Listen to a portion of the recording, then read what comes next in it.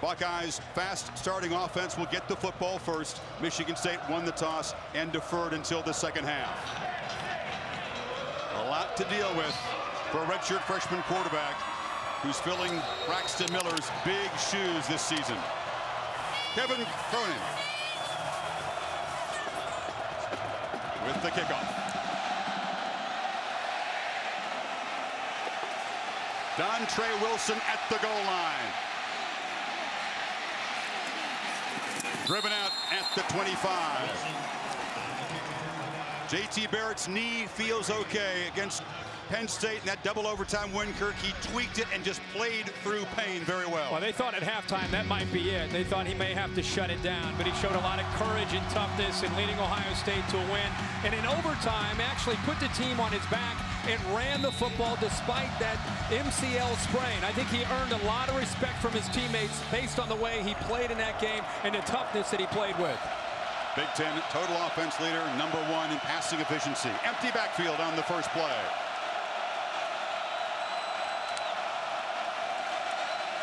Barrett rolls, short throw, near side. Catch made by Devin Smith, who's the big play threat. A gain for a first down.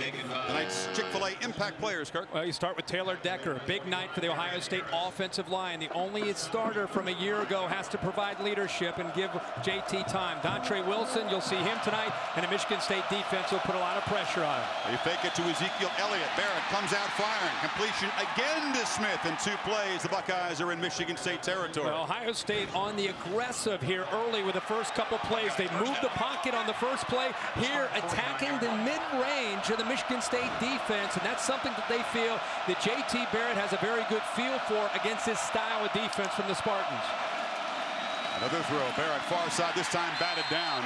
Ohio State has scored in its opening possession 6 consecutive games. Marcus Rush, Ohio native from Cincinnati Moeller, 4th year that he's been playing for the Spartans, got his hand up on that football. When you can't get the pass rush to a quarterback, you got to knock it down. That's what he was able to do there. But the Buckeyes, again, aggressive with the quick throws against the man-to-man coverage from the Spartans. A flag. It's a free play. The Spartans jumped into the neutral zone, but Barrett escapes and darts inside the 42-yard line. It looked like Joel Heath, 92, may have jumped a little bit early. It's a very good Michigan State defensive front. Defensive ends, you mentioned Rush, Shalik Calhoun, their job to contain Barrett on those zone read plays. That's right. Offside. Defense. 5-yard penalty. 2nd down. The defense is so eager in the early going. Yeah, you know, one of the things about playing on the road in an environment like this, it's tough to play against a defense that thrives on creating pressure and confusion, is take the fight to them. Sometimes, you know, Tom Herman and Urban Meyer and this offensive staff, they have a lot of experience on the staff, a lot of film study, a lot of preparation to get ready for this defense. And it's interesting here early, quick, up to the line and attacking the Spartans defense.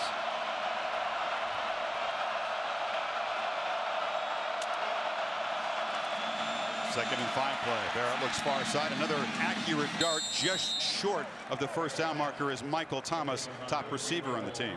When you play Michigan State, it puts a lot of pressure because of how much man-to-man coverage that they play. The receivers got to be able to get separation, meaning Michael Thomas, Devin Smith, Dontre Wilson, Jaylen Marshall, Evan Spencer. You see a lot of defensive backs in their face. Pat Narduzzi's adjustment to this up-tempo is he's tightening up his coverage. There's Pat tightening up his coverage and taking away the cushion from the receivers. How about this look, Kirk? Empty backfield on 3rd and a half yard. Hiram, the tight end, motions in. Barrett with the keeper. Dives forward, first down inside the 35-yard line. Buckeyes, Kirk, since week 2, the best FBS team at converting 3rd downs. Yeah, going back to the way he played quarterback early in the year. Remember, he had 11 days after the injury to Braxton Miller. He was indecisive. He was hesitant when it came to running the football. How could you blame him? He hadn't played in 2 years. He had 4 new offensive linemen.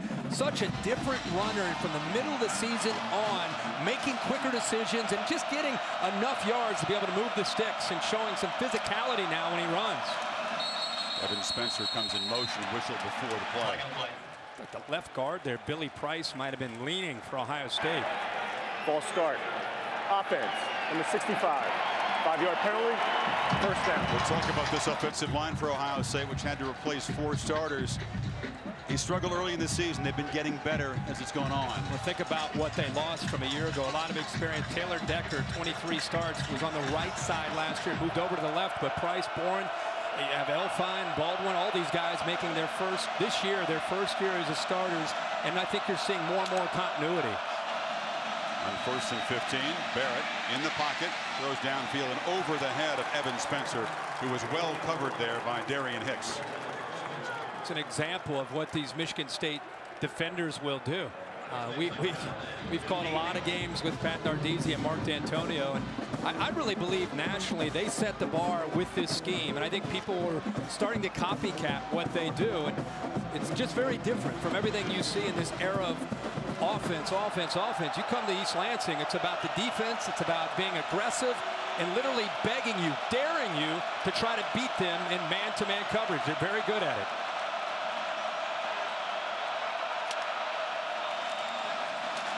Play action on 2nd and 15, incomplete. That was right through the hands of Dontre Wilson, the speedy slot weapon. 3rd and long. And last year when Ohio State played Michigan State, they really struggled on 3rd and 4th down. In fact, they were 1 of 12, and the average distance was almost 3rd and 9. It was like 8.6. Very, very challenging. We talked in the open that they want to be in 3rd and manageable because of the variety of blitzes and because they're so multiple in how they can confuse the offensive line. Buckeyes not in field goal range. The wind is blowing from left to right.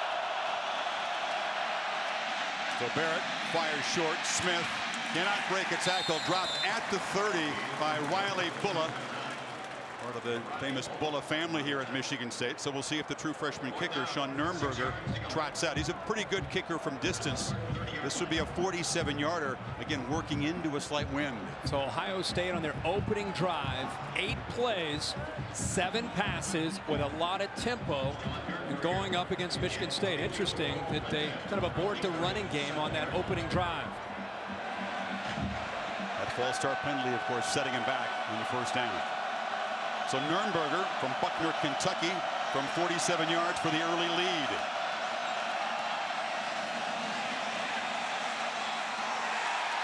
Just short. It was on the edge of his range. Kickers have a better time kicking left to right than this direction tonight. Just short. Yeah, literally about a yard short from hitting the crossbar. Let's talk to some of the kickers on the field in warm-ups, and especially the Michigan State kickers. And they talked about, you know, this stadium with the changes and the scoreboards, how it's gotten even tougher to try to figure out sometimes the wind tunnel that's out there. So here comes Connor Cook from Hinckley, Ohio, the Cleveland area, who hadn't had a career 300-yard game until the Big Ten championship game. Backed it up again in the Rose Bowl. Yeah, he'll engineer a balanced attack, very confident with everything that he sees because of the experience he gained from a year ago and the success, especially against Ohio State and then Stanford in the Rose Bowl. High formation handoff to Jeremy Langford, the feature back for the Spartans. Ohio State strings it out, but Langford gets about 7 yards. Talk about a matchup on the edge we're going to keep our eye on. Joey Bosa has been a sack machine, but Jack Conklin in 2 years has not yet allowed a sack. He's 0 in his entire career, and now he's a sophomore. But, you know, he weighed 330 last year as a freshman, and he's dropped 30 pounds. It's allowed him to be a lot quicker. Now he lines up on the left side. Joey Bosa will move around, and right now he is lined up head-to-head right across from Jack Conklin. That'll be a fun matchup to watch tonight. Langford got 7 on 1st down. Cook could take a play-action shot on 2nd down, looping downfield, throwing over the head of 2 Buckeye defenders. Keith Mumphrey hauls it in the red zone. They run the football on the opening play. Look at the protection. We just talked about Conklin does a good job on Bosa. And then these wide receivers. Tony Lippick gets most of the attention, but here it's Mumphrey, the senior, with great speed. He goes right by Conley. Safety's up tight, expecting run. They get behind him in coverage, and a great throw by Connor Cook here early. He comes out looking very sharp. That was a beautiful throw, 44 yards to Mumphrey. From the 19, Langford makes his way, or also running, actually. They thought they had him stopped. He muscles free for about 4. That play got a little bit ugly because Michael Bennett got penetration, 63 for Ohio State. It looked like he may have blown the play up, and give Langford a lot of credit in that offensive line for not giving up on the play. Langford is a tough physical runner and really does a nice job of giving this offense balance. Cook and the receivers get so much attention, but with the offensive line and Langford's ability to run makes it very tough on an Ohio State defense to try to lock in on one area. 5 receivers, empty backfield. Unusual look, and Connor Cook almost fell backwards. Trying to keep his balance. Langford makes the catch. They'll rule incomplete now. Darren Lee was there to deliver the blow, but that play got off to a weird start. Yeah, big play by Darren Lee. You know, he almost made not top 10 Sports Center right there. Luckily, they got the snap off, but a good play by. How about Darren Lee? Played quarterback in high school, near Columbus in New Albany. Didn't have a lot of experience playing defense. He shows up at Ohio State as an athlete, and Urban Meyer and the staff move him as an outside linebacker. And has stepped in very nicely at 6'2", 228 pounds, plays out in space and plays well. 3rd and 7. Cook rolling. Throwing short. Has a man open. 1st down. Still running into the end zone. Touchdown, Mumphrey.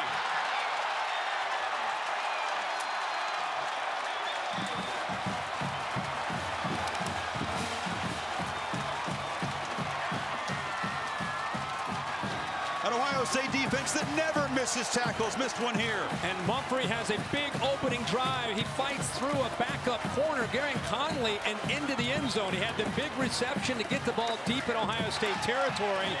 He was in motion there. Conley could not stay up with him. And a nice throw again by Connor Cook. And a first drive is the way Michigan State want to set the tone in this hyped-up football game. Mumphrey, a senior who had 10 catches all season coming in, makes the big catches, set up this touchdown reception. He sure did. And Chris, they put him out in motion. You can see Conley, a freshman, trying to make a play. He was slow to get there to begin with. Mumphrey, I think, recognized that, and instead of giving up on the play, lowered his shoulder, and he puts the Spartans up by a touchdown here early.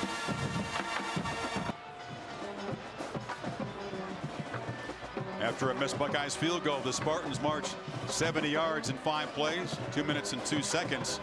Connor Cook to Keith Mumphrey. The play that sets up the touchdown and the one that finds the end zone. So Michigan State, which jumped to a 17-0 lead against Ohio State in the conference championship game, on top here again quickly. Andre Wilson from the 1. Hurdles a man. Nice return out near the 30-yard line, Kurt. Go back to this touchdown with Mumphrey, who goes in motion right here. Now he's got a freshman, Garrett Conley, on him because Eli Apple right now, the starter, is out. You see he goes back. Now he's got man coverage. Conley's already behind him, but right here, Lippitt does a good job of kind of using a screen to give Mumphrey a little bit more room to be able to get out into the flat, and then that's just raw toughness there by Mumphrey to go over top of the freshman Conley. But Conley's in this game because Eli Apple, the starter, number 13, has a hamstring that he's dealing with and is on the sideline. So not only is a starting nickelback Reeves out, but now also a starting corner Apple out of the secondary as well. Ohio State's defense missing just 32 tackles all season. That's the fewest among all Power 5 teams, but a big missed tackle by the freshman. So Barrett now in a 7-0 hole, flanked by Ezekiel Elliott, who gets the pitch and gets the corner. Outruns Calhoun, finds the sideline out near midfield. So Elliott, the sophomore from St. Louis, a nice game. And there's man-to-man on the outside, and a great call here is the speed option. You get the ball to the outside, see the corner staying with the receiver. Now you've got an alley around the corner, and you can see with Elliott, at 6 feet, 225 pounds, he's got great speed to be able to get to the edge.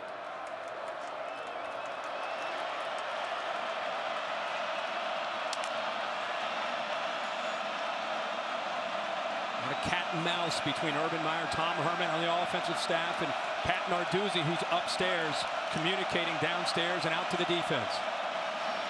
Barrett hands it off. Elliott runs near side again, gets the corner, a big gain, still running inside the 30, cuts it back. Elliott down inside the 5. And the Scarlet and Gray strike back very quickly. Great call here with the counter that's going to start this way and come back. See how the defense is overflowing. It's designed to cut back. Nice job here. Well designed. They brought the right tackle around as well. Playing fast on 1st and goal. Barrett strung out, fires over the head of Smith. So 2 running plays by Elliott, and Ohio State very quickly threatening. Well, you remember in this game last year, Braxton Miller and Carlos Hyde as a combination gave this Michigan State defense fits. Now, J.T. Barrett doesn't have the explosiveness that Braxton brings to the running game, and a lot of people wondered who would replace Carlos Hyde this year. You have a true freshman, Curtis Samuel, made a start last week against Illinois, but Zeke Elliott, this is his kind of game against a physical Spartan defense, and he's off to a great start. With the freshman from Brooklyn, Samuel is in the game now to the right of Barrett. 1 second and goal. Quarterback keeper. Design run, and Barrett scampers into the end zone. Ohio State answers in 4 plays. In a championship type of atmosphere and game, you get down on the road 7, you're going to find out what you're made out of, and J.T. Barrett steps up and leads Ohio State down to a potential game-tying touchdown. And how about the true freshman? You talked about Curtis Samuel, checks into the game, pivotal block to allow him to get around the edge and into the end zone. Talked about the defensive personalities for both teams as Nürnberger ties the game at 7, but both of these offenses capable of both scoring very quickly. Ohio State, excellent special teams, a huge emphasis for Urban Meyer.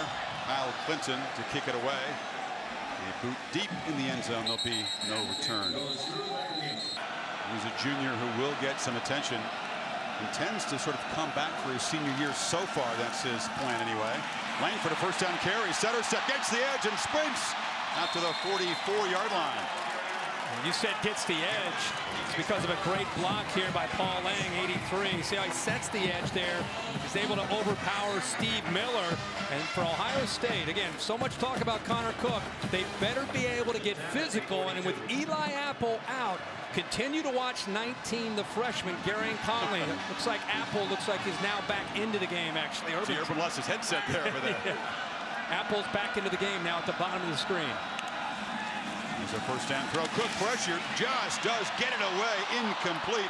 Darren Lee, the linebacker, got there quickly into the quarterback's face. Only sacked 5 times all year. It's the biggest difference that you see now with Chris Ash as helping out as a co-defensive coordinator. They blitz 43 a lot. He's almost as active at getting after the quarterback as Joey Bosa. He has 3.5 sacks. He's physical. He's known as one of their blitzers. Again, he's probably a safety that's up playing as a linebacker. Can Cook make the Buckeyes pay for blitzing? He's very, very good when opponents try to pressure him that way. There's a handoff and motion. McGarrett King's a receiver into the backfield. A flag comes down as he's knocked down at the 46. So you may have a hold there by Travis Jackson, left guard. Holding. Offense on the 63. 10-yard penalty. 2nd down. Jackson, one of 27 Ohioans on this roster. Cook and a couple of offensive linemen.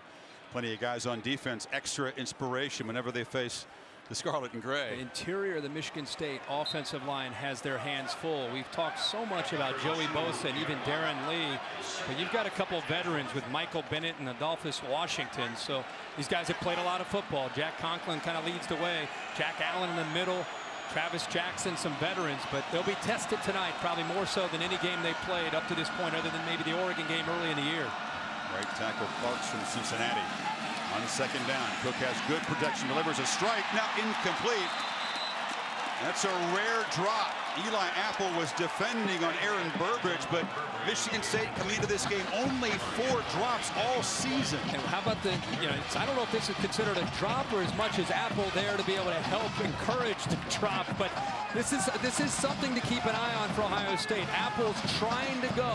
He's been out early. Michigan State's taken advantage of it, but Eli Apple, a freshman from New Jersey, trying to tough it out and play corner. The other thing you're seeing right now is Duran Grant is following Tony Lippett, the top receiver from Michigan State, all over the field, whether he's to the left or the right. He's to the left this time, Kirk, top of the formation, number 14 in green. Cook has protection, fires a strike near midfield. Flag down again, near side, right at the line of scrimmage. Legal formation, offense. So a couple of penalties on Michigan State's second possession, making things complicated.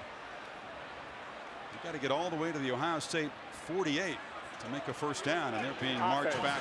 More than 4 players in the backfield. 5-yard penalty, 3rd down. They're very good on 3rd and long, this counter Cook, but I don't know about 3rd and 25. No, and you know, the Ohio State defense right now, it's interesting to see their approach. I think they want to put pressure, but you get a team to 3rd down. Now it's about just trying to get the ball back to J.T. Barrett. But with a veteran like Cook, you don't ever want to let your guard down here and just assume it's a draw or a screen.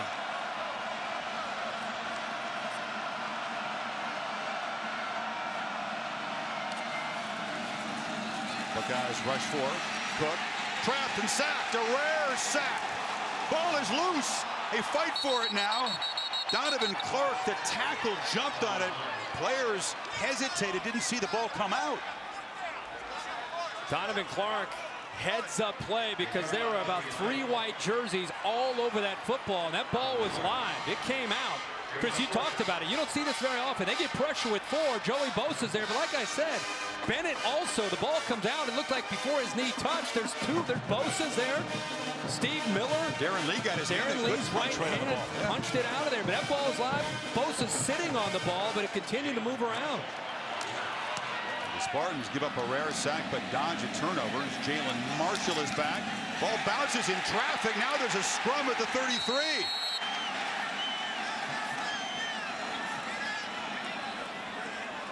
The short punt by Mike Sadler. And some of those blockers for Marshall inattentive down there. Didn't see it. Spartans say they have it. It looked like Jeff Green. We're seeing some rare things, Kirk. Yeah. A sack allowed by the Spartans. A special teams turnover by the Buckeyes. Big mistake, and the young man from Columbus, Ohio, Chris Fry, who's pretty excited about getting it, but it's Jeff Green, 89. He just did not hear the Peter call to get out of there. Ball bounces off of him. He tries to jump on it, but Chris Fry, the outside linebacker, true freshman, again from Upper Arlington, Ohio, heads up, jumps on the football, and gives the Spartans great field position. That will not improve Urban Meyer's mood at all. Kind of thing that Ohio State really hasn't done on special teams this year. Not only was Jeff Green there, but you had 2 or 3 other Ohio State players in that territory. And talk about the importance of special teams in these kind of games. Big mistake. Langford breaking free. To the 10. Touchdown!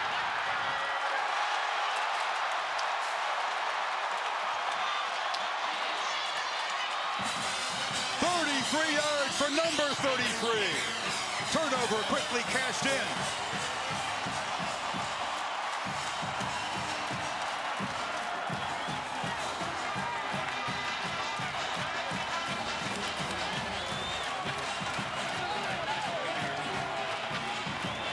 You talk about a reversal of fortunes in the last minute. Ohio State could have had a turnover in scoring position, fumbled a punt, and suddenly the Spartans back on top.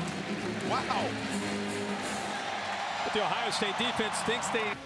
3 touchdowns in about 6 minutes here. Kirk, Spartans back on top after the fumble punt. Yeah, we come into this game, it's cold, it's wet, it's damp. You're thinking, okay, this is going to be a low-scoring game, and these 2 offenses have come out making some big plays and some miscues and some opportunities. We've got points up on the board. Langford is 11th rushing touchdown of the season. With a big night, he could go over 1,000 yards. There's a low kick, bounces around, fielded finally by Wilson. Andre Wilson loses the ball again. Ohio State covers it, but nearly another special teams disaster for the Buckeyes. Can't even imagine Urban Meyer if that would have been recovered by Michigan State. Cam Burrows got it after Wilson again had the ball just punched out, that time by a helmet. Yeah, helmet on the football. Ball is loose. Ohio State fortunate to jump on top of that. It is Cam Burrows. Only 5 fumbles lost for Ohio State coming into this game. Very nearly a second one.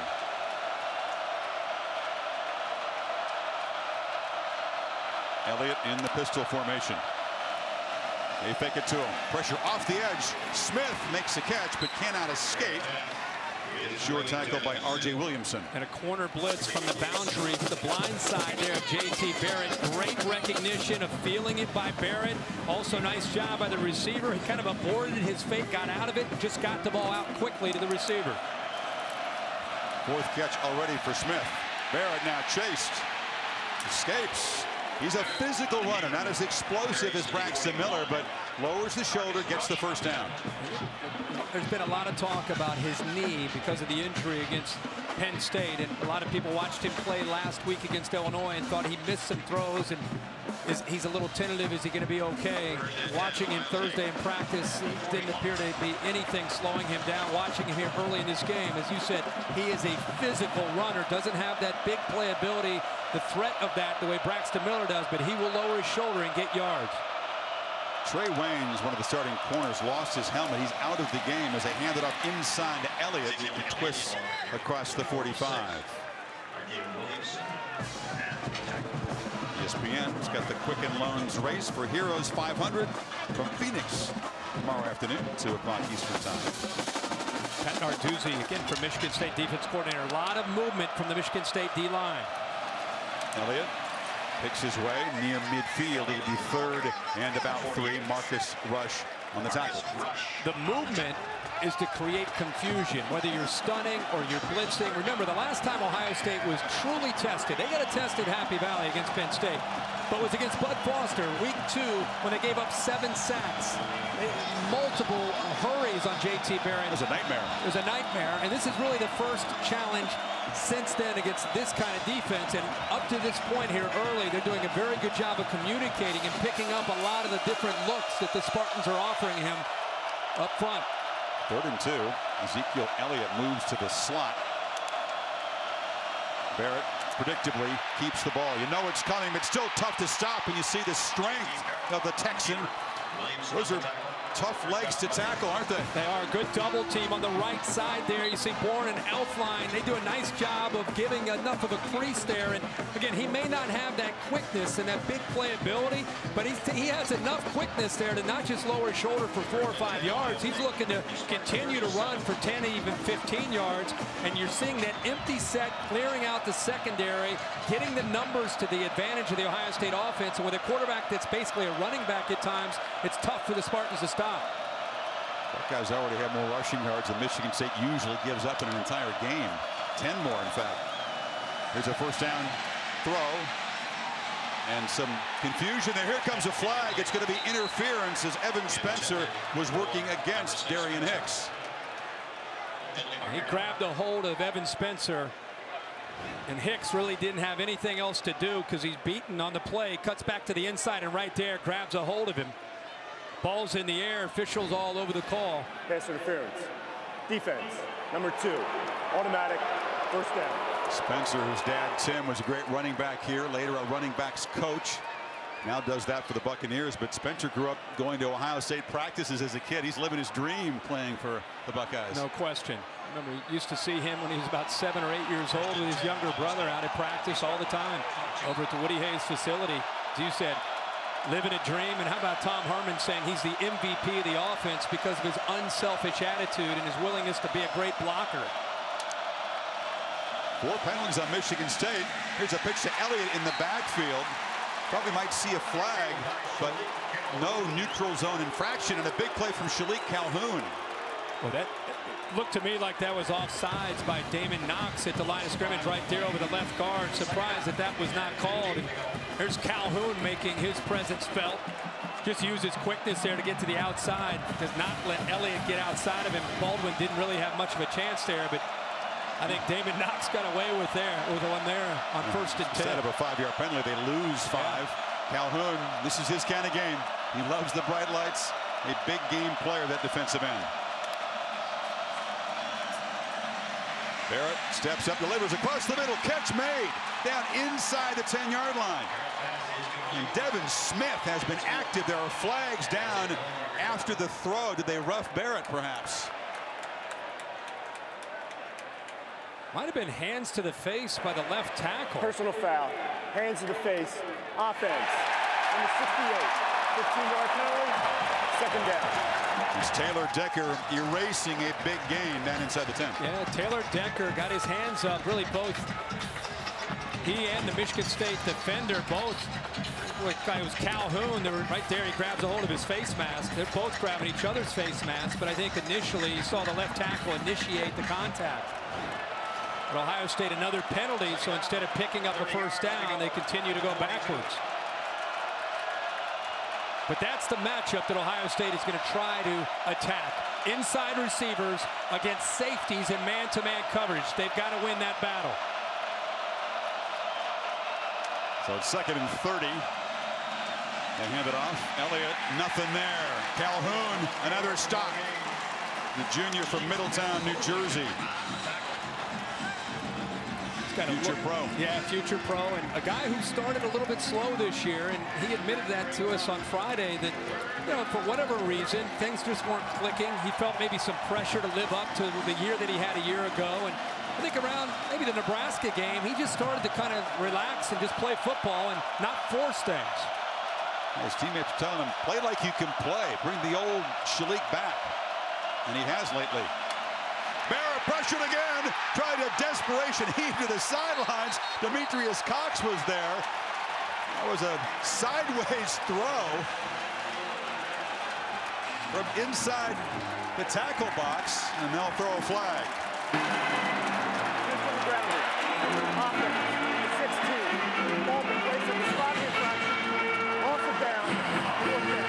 Ohio State had a first down at the Michigan State 22 and kept moving back to their own 45. And here is the pressure. They just overload the Ohio State left side, who you can't see is coming from the outside with Demetrius Cox. The back, Elliott can only pick up one of them. The Ohio State offensive line slides to their right instead of to the left, and Elliott had to try to pick up 2 blitzers for Michigan State. I think his knee might have even been down before he threw the ball away. On the run, Cameron Johnston, the Aussie who does this as well as anyone. Buckeyes down at the 6-yard line. Busy night. Chris will count on you to keep us posted. All these games, of course, interconnected in this playoff chase. A month from tomorrow, the final bracket is revealed.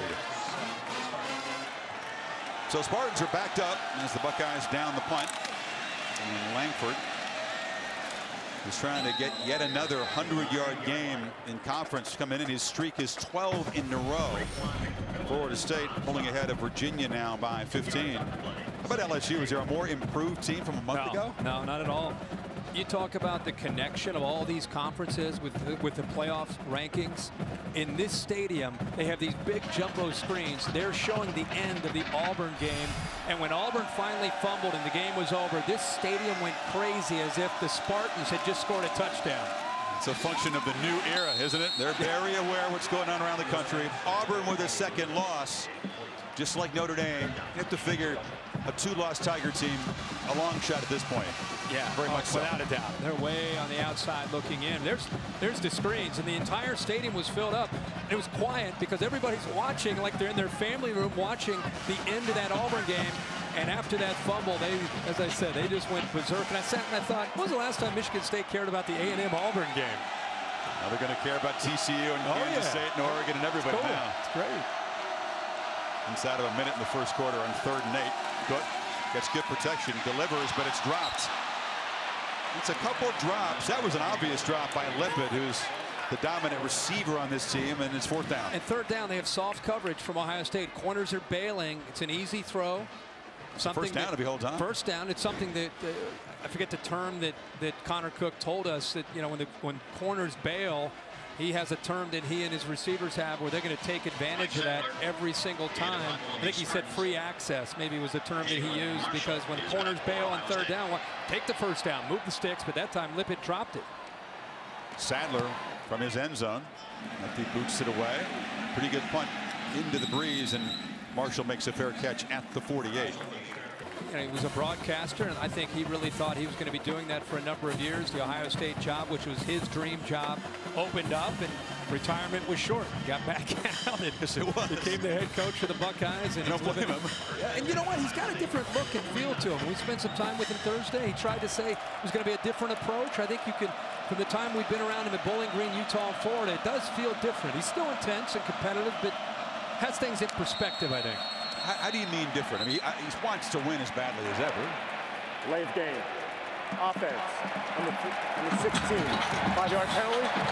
First down. I think different in a way where it's not every single moment of his life and day. He's got 3 kids. He spends a lot of time with them. He goes to activities, whether it's sporting events. He's still competitive. He's still crazy. I mean, he's still as fired up as he ever will be. But He's a crazy parent for those kids who play sports. He chest butted me when I saw him on the field before the game. And boom! I almost went down. I mean, he's still fired up. First and 15, and again, you can see both these offensive and defensive lines so anxious to get off the ball quickly. A few penalties like this already in this first quarter. I mean, we've seen about nine penalties now. Offside. Defense. Number 4. Contact in the neutral zone. 5-yard penalty. First down. A few of them like that. They got away with one that wasn't called. These big games, miscues, whether it's turning the football over, penalties. Think about that penalty after that nice pass Ohio State had deep in the Michigan State territory with the hands into the face, personal foul that was called back. Could be the difference in a game at times. Back where we started, first and 10 at the 49, and another flag and a whistle comes in. False start. Offense. Number 15. 5-yard penalty. All right, fellas, let's control the adrenaline out there. Well, I think the speed of the game. Remember, they've been playing Illinois and Rutgers and Maryland. The speed of the game is very different. And I think that time it was just a simple fact that Zeke Elliott knew he had to be able to pick up pass protection, and he started to lean a little bit and cheat a little bit. There's a little bit of a different tempo right now for both these teams that they're adjusting to compared to the rest of the conference that they're used to playing. Barrett wrapped up, dropped. Joe Heath, the tackle, got him. His first full sack of the season. Well, he should give an assist to Malik McDowell because he ate up a double team on the right side and it makes it one-on-one for him against Billy Price, and he just uses power with his shoulder but also quickness to go right by him. That's the thing with Joe Heath. At 6'6", 290 pounds. He's a big man, but has great quickness in the inside for the Spartans pass rush. He's another Ohioan from Cincinnati. That's a imposing, good-looking off the bus defensive line for Michigan State, isn't it? Already impacting things in this first quarter. 14-7 for the guys in all green. Back after this message. 14-7 our score. Michigan State on top. We begin the second quarter. An eventful, if somewhat sloppy, first quarter as the teams try to settle down, flush out the nerves, get used to this fast tempo, as you said, Kurt. Very strange first quarter where Michigan State has 14 points and Connor Cook has 2 completions, both to Keith Mumphrey. Lippett doesn't have a catch yet they have 14 points. Ohio State running the ball well in the first quarter, but it's first down throw for Barrett. Delivers far side, diving play made at the 45. That's Michael Thomas. Ohio State has a lot of respect for Trey Wayans, the corner into the boundary, number 15, but they're going to have to try to make plays against the sophomore from Solon, Ohio. May take another peek at that. Darian Hicks. Time Thomas against Hicks to the field is where Ohio State's so far trying to make a lot of completions. That against the safeties. Thomas is the nephew of Keyshawn Johnson. His dad is Keyshawn's brother. Of course, comes from Los Angeles, and they'll now stop to see if Thomas held on to that football. He's trying to grip it as he fell to the ground. Previous plays on the further review. The row in the field was a completed pass. This is as good a look as you're going to get.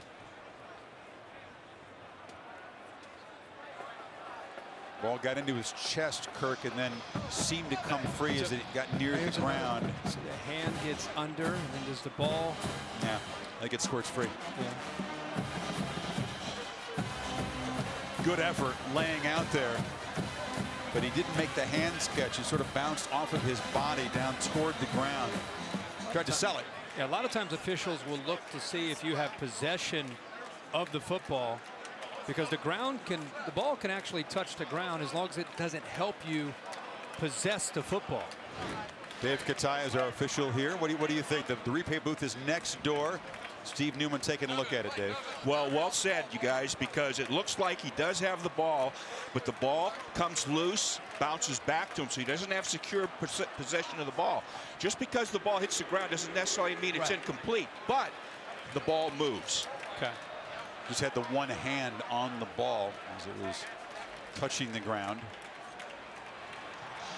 Even if the I was going to say it's third and 14. It's still 3rd and 15. Yeah, third and Yeah, 3rd and 14.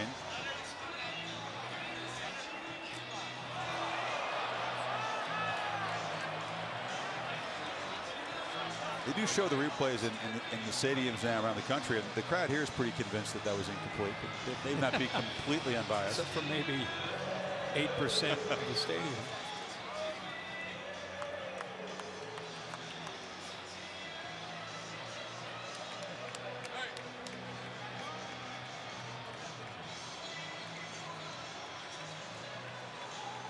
This feels almost balmy now. I felt good this morning. No coat and game day. Yeah. It's one of the first real opportunities to get in the Midwest After to feel further that review, football weather. rule in the field is that an incomplete pass, the ball be placed at the 36-yard line. It's 3rd down. Please. So a call of catch is overturned and move the ball back to the 36. It makes it a really long 3rd down play, 23 yards now. Completely different call, obviously, from 3rd and 14, where you have a shot, to 3rd and 23 against this defense, which is 3rd in the nation. The 3rd down defense, only giving up 26% of the chances on 3rd down.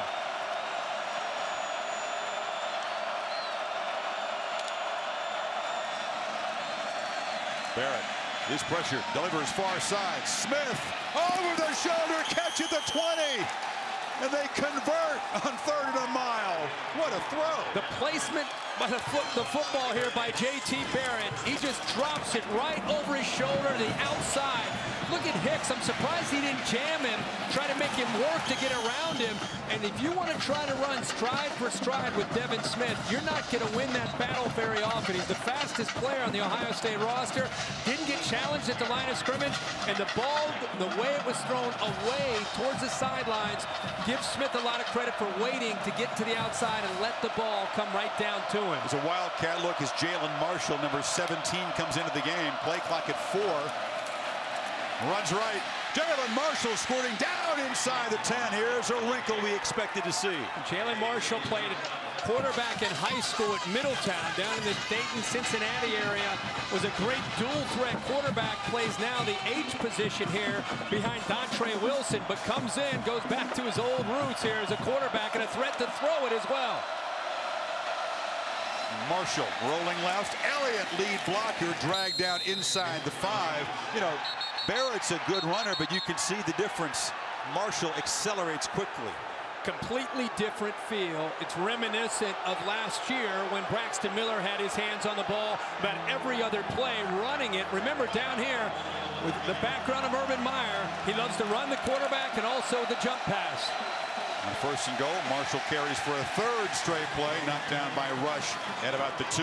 Such different acceleration. I mean, he's an H-back. He's a wide receiver. Will be checking out of the game now, but when he gets his hands on the ball, it's a tailback or a receiver with his hands on the ball and gets to the perimeter in a hurry. Shalik Calhoun, the fine defensive end we've been talking about, slow to get up. Guy they cannot afford to lose. Narduzzi sticks with his starters. He leans on these guys to play a lot of snaps, including number 89, who'll leave now on 3rd and goal. It's good to see him walking off, such a big part of this defense now. Again, not sitting here first guessing or speculating, but all I know is you and I were there for 2 hours watching practice. There's a lot of time spent on the jump pass down inside this 5-yard line for Ohio State. Barrett is back in the game. Elliott to his left. 3rd and goal. Wilson motions into a wing position. Barrett fakes it. Nope, hands it straight ahead and stops short of the goal line. Taiwan Jones and Ed Davis, linebackers, combined to stop Elliott. Now a decision coming up. Yeah, they attack downhill. Pretty good leg drive here by Ezekiel Elliott to try to get the ball into the end zone. But you had linebackers and also the safeties, R.J. Williamson and Curtis Drummond, helping out as well inside that 1-yard line. We've been waiting the entire season for November 8th for this game. How about this moment, a goal line stand, 4th down here with a lot on the line in this football game here early.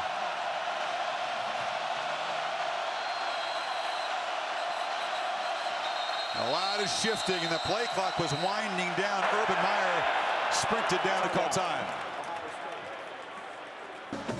Ohio State took the ball at midfield. They've driven it to the 1. Now right into the teeth of Michigan State's student section. Urban Meyer, after a timeout, has the offense on the field. Going for the touchdown and the tie. 3-receiver formation, has the tight end Hireman along with Elliott.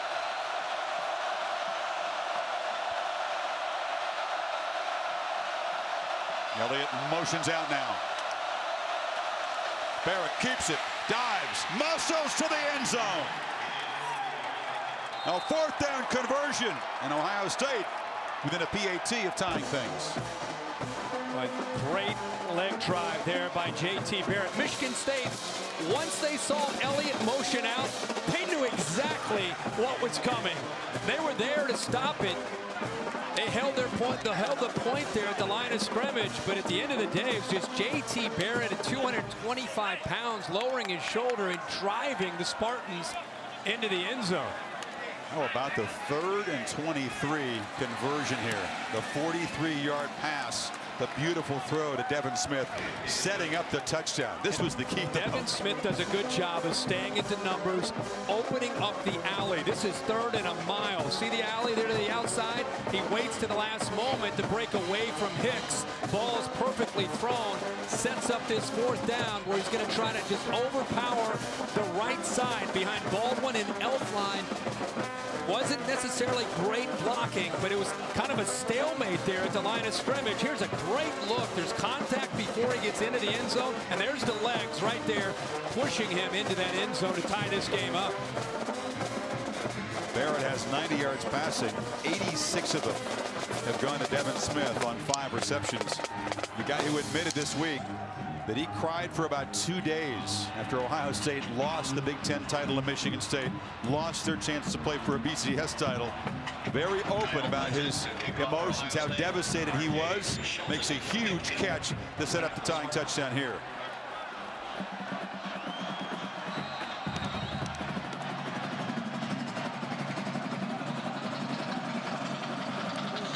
Clemson did boot it away. It's a short kick directed to one of the up men at the 15. Cutting it back, Trevor Pendleton, not the natural return guy, but that game has been on the minds of both of these teams. They get help take Michigan State to a different level of respect. I think it added a lot of fuel to the fire of Urban Meyer and Ohio State to try to get back into those kinds of games with getting another opportunity. 1st down throw. Cook completes it, short gain. We check in to Heather Cook. Shelton on the catch. Guys, Connor Cook was very honest about that Ohio State win and that Rose Bowl win. Changed his life, saying it's so unreal. There isn't a day that goes by where I don't think about it and think about those 2 wins, and where some might get complacent. Just the opposite for him. He said it gave me more confidence, made me want to work harder. Well, thanks. So that was interesting to hear him say that Unlike pushing things in the past, focusing only in the moment, that he every day thinks about that moment in Pasadena, that clutch performance against the Cardinal. For a guy growing up in Northeast Ohio and did have a ton of offers, to be able to play quarterback at Michigan State with such a proud tradition of quarterback play, and to be able to become that guy, he is living a dream, and he doesn't take it for granted. On 3rd and 3, quarterback keeps it. He takes a big shot, but at 6'4", about 220, Cook, who ran over a Wolverine defender here in the last game 2 weeks ago to ignite the offense, not afraid to pay the price when he needs to. No, and he can surprise you. He's deceptive with his athletic ability and his speed, because he's 6'4". You don't necessarily think he can run the ball that well, but he can. Not just lowering his shoulder.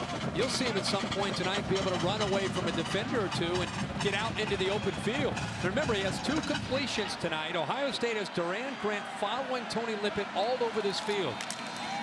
On the delay, the handoff, but swarmed in the backfield is Nick Hill, as Michael Bennett, a senior tackle, got through quickly. The Centerville Elk has had a great career. Last year he was banged up, had some stingers. He said he basically was playing with one arm. We asked him if he had a procedure done, and he said, you know, the only thing I could really do is rest it.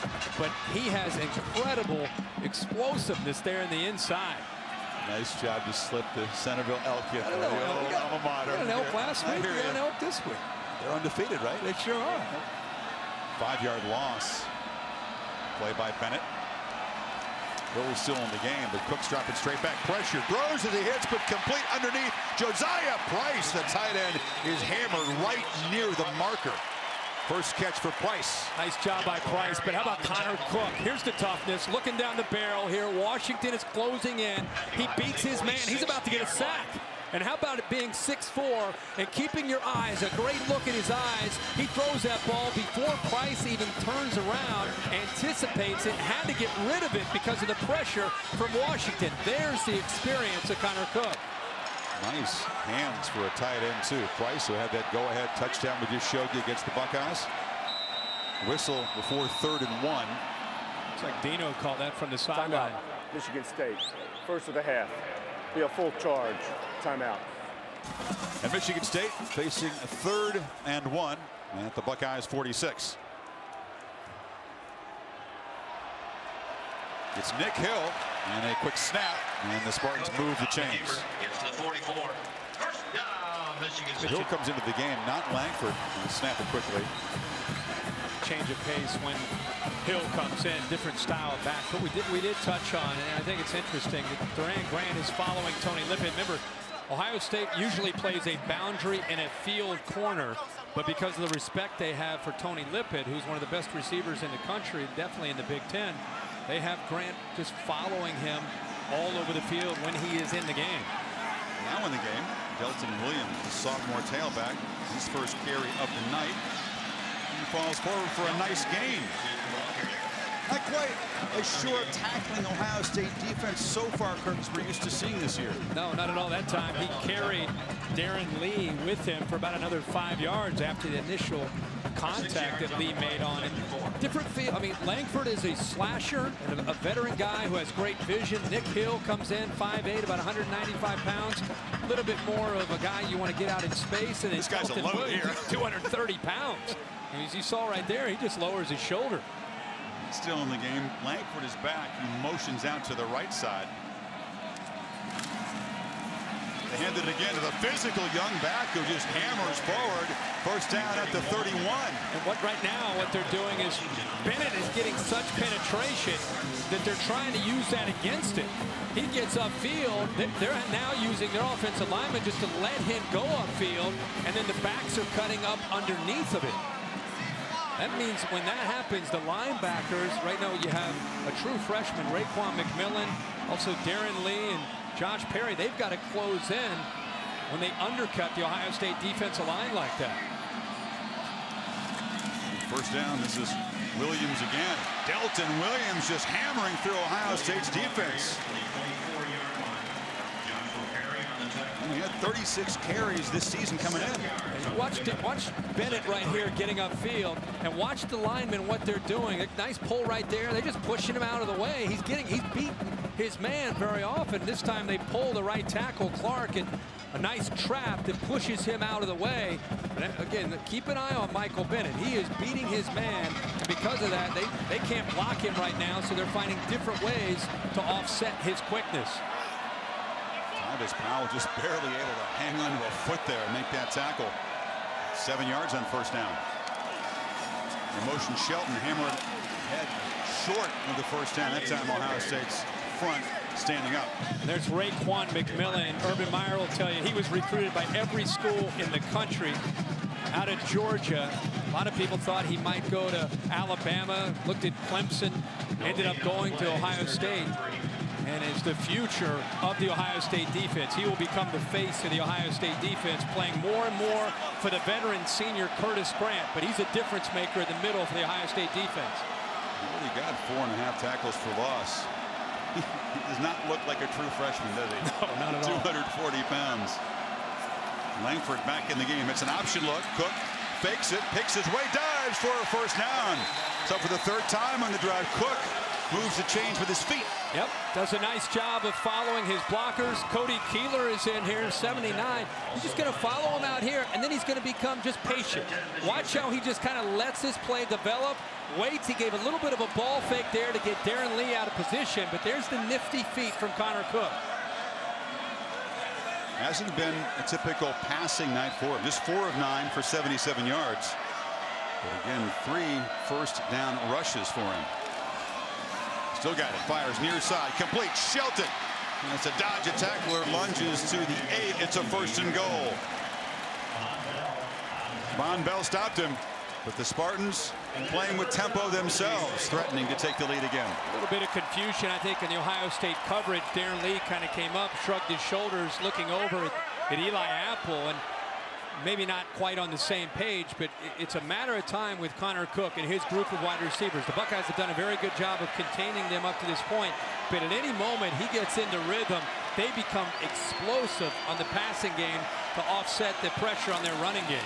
Connor Cook keeps it again. Kind of pinballs down inside the 5. Still running. Quarterback muscling down to the 1. Cook showing the strength, pushing the pile backwards. How about the spin move? This guy's from Northeast Ohio, playing the Ohio State Buckeyes. He beat them last year. He knows that they want revenge. He's got those legs driving. He's trying to take it all the way to the end zone. He is leaving his heart literally on this field tonight. A little spin move here. Initially at the contact, he doesn't give up on that play. I thought he might be down there, but he just continued to carry Buckeye defenders all the way down to the 1-yard line. Wholesale subs as the Buckeyes bring in fresh troops for that line on 2nd and goal.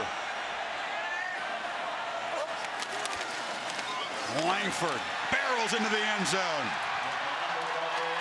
Spartans reclaim the lead.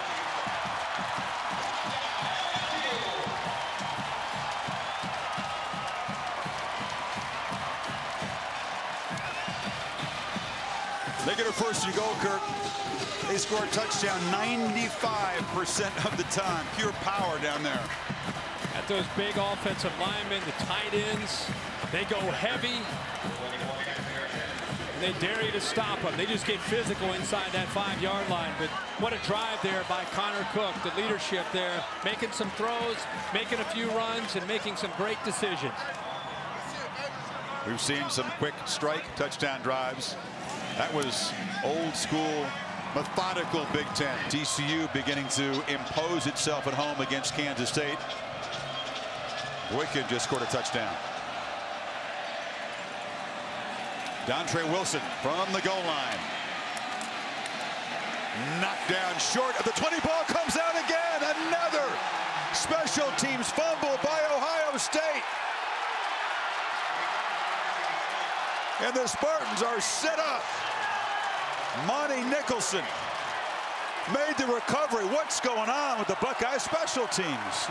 Dontre Wilson is not taking care of the football. There's initial contact right there. He's still up. Looks like Chris Fry again involved in knocking that ball loose. 23's there. There's the initial contact.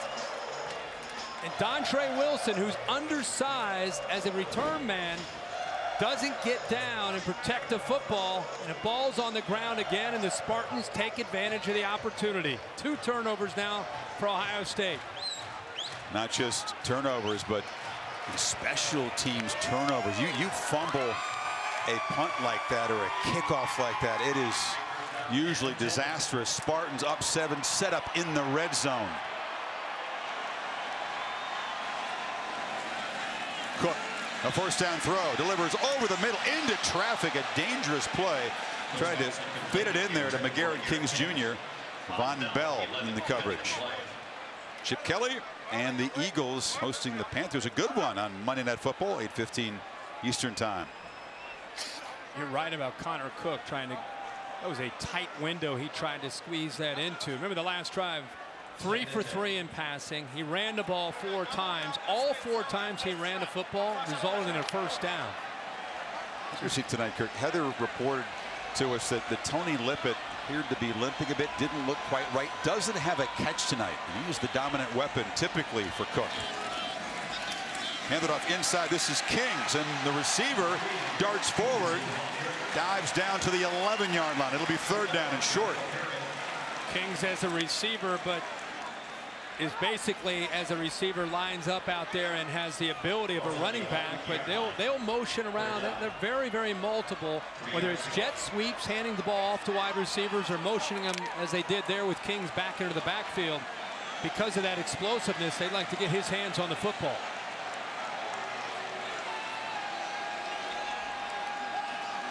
Mumphrey motions in.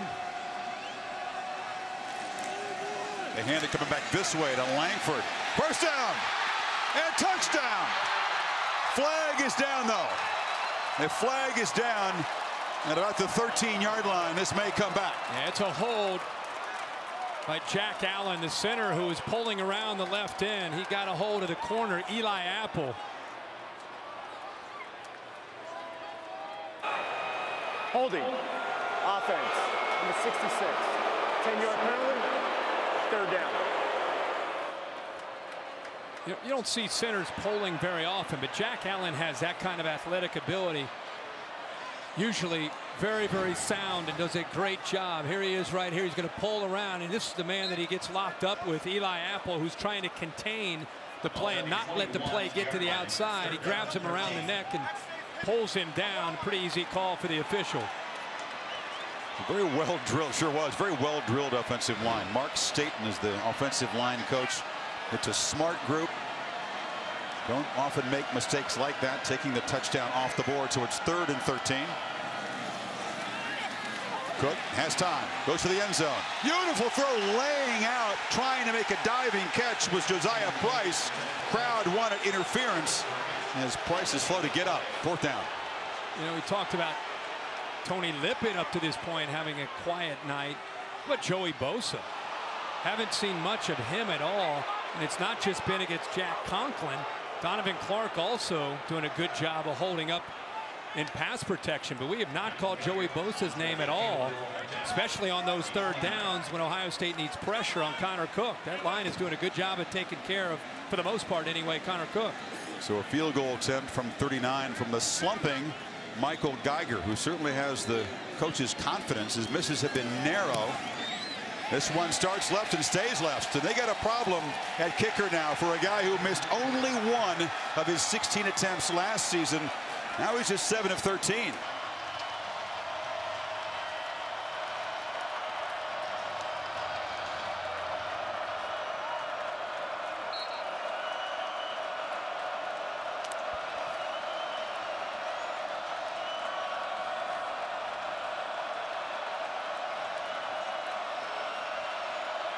Chris, thank you. What a cartwheel play by Boykin. We saw rally to West Virginia last week. Barrett, a first down throw on a slant, complete. Running free is Michael Thomas to the 40. A foot race, and Thomas will win it. 79 yards for Keyshawn Johnson's nephew, his 7th touchdown of the season. Wow. Calhoun is down again for the second time. Talked about how they felt they could attack Darian Hicks, the field corner.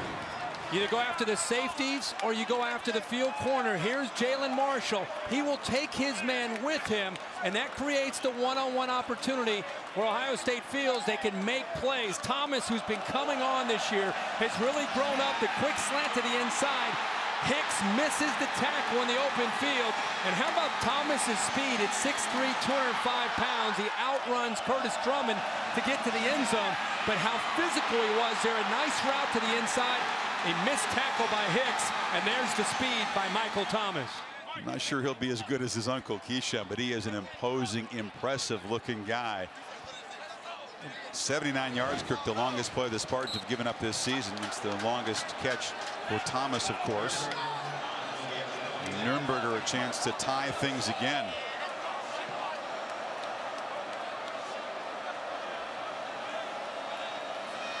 Michigan State keeps jumping in front by a touchdown. Buckeyes keep tying it back up.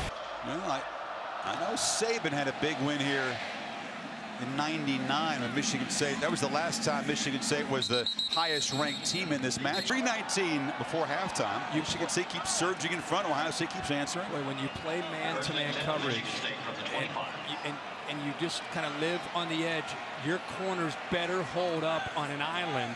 And right now, Darian Hicks is becoming an issue for Pat Narduzzi's defense. Langford with a stutter step. Speaking of the edge in an island, you just wonder, when is Tony Lippett going to shake free, make a play, or is that leg not 100%? See if Lippett, whether or not that injury is causing him to be a step or two slow, or Durant Grant, a senior with experience, matched up with him and has been, again, following him all over the field, doing a heck of a job. Cook delivers far side right into traffic, and right on cue, Lippett makes his first catch. Grant was right with him. That's a perfect ball, or it's an incompletion. Up at the top of the screen, Grant is right there, stride for stride. That ball's thrown to the backside shoulder, which is why Lippett's able to hold on to that football, and it came out in a hurry before I think he even came out of his break. Third throw, it's a screen, batted down. Getting the big hand up was Michael Bennett. Lippett is the best big play receiver in the Big Ten, finally on the board, but only 11 yards there. Heather? Well, meanwhile, a note on Michigan State's defense. Defensive end Shalik Calhoun has pain on the interior of his left knee. They thought about putting a neoprene sleeve brace on. He shook him off. He's testing it right now, hoping to return when Michigan State's defense takes the field. Looks eager to get back out there on his feet, shifting around.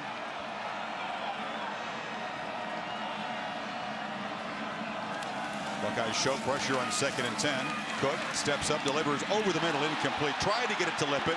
Again, Durant with close coverage. This is outstanding coverage by Durant Grant with the right hand. Again, he's locked up against one of the better receivers in the Big Ten. Comes around with a right hand. He was physical on the route. Let him be able to run his route once he cut to the middle, but did not interfere at all with Lippett. Got around Lippett and knocked the ball away with his right hand. Grant from Akron is good buddies with Connor Cook. They trained together as high school players, played in an all-star game together. But he broke up a nice little dart from Cook to set up 3rd and 10. Father played at Michigan State as well. Ted Jones, a wide receiver for the Big Green. Buckeyes seem to come across the line. A free play, fired incomplete. It'll be 3rd and 5 now. I think that was Joey Bosa trying to get a jump. Again, we talked about him having a quiet night. I think he may have. Offside. Defense, number 97. 5-yard penalty, 3rd down. No tackles yet, Kirk, but a penalty. Yeah, that's not necessarily a great first half. Again, it's a 60-minute game, but he's probably frustrated, trying to do the best he can on 3rd down to pin his ears back and try to get some pressure and just jump the gun there. Michigan State will get another chance here at 3rd down. Let's see if Ohio State brings the blitz. Typically when they do on 3rd down, they like to bring it with Darren Lee. 3rd and medium hasn't been a real good situation for the Spartans offense, surprisingly. Cook in the pocket, delivers again, incomplete. For some reason, although they're great on 3rd and short and really good on 3rd and long, plays like that have troubled this offense this year. They sure have, and don't know if he just doesn't look settled in the pocket. I found it interesting that Joey Bosa, who's a defensive end, is lined up as a middle linebacker right here, and they blitz him up the middle. They move Darren Lee up to the outside, trying to give the Michigan State offensive line a different look and maybe try to create some confusion with their protection. But nonetheless, that time Connor Cook felt the heat and just could not find a rhythm there. The ball goes thrown in. Its ball is thrown to the ground. Buckeyes get the ball back. Sadler, they only had 10 guys on the field. Ran a man out late on punt coverage. And the lefty boots it down low. Angle taken at the 10-yard line by Jaylen Marshall. Marshall cuts it back, still running. Jaylen Marshall showing the strength and the speed. Finally wrestled down to the 35, but about a 26-yard return. So Connor Cook, who's a 61% passer, only 6 of 16 in this first half. And good news is that Shalik Calhoun's going to give it a go back out there. Well, Ohio State has scored a couple times tonight in a hurry. Minute 1 and also another drive in 11 seconds. So they're thinking about points here with just under 2 minutes to go and 2 timeouts. Barrett, play action. Fires near sideline, nobody there. Dontre Wilson that time just did not run a route. That's a problem. Yeah, I think he's having a little bit of a rough first half. Ohio State unable to get the ball to that H-back spot.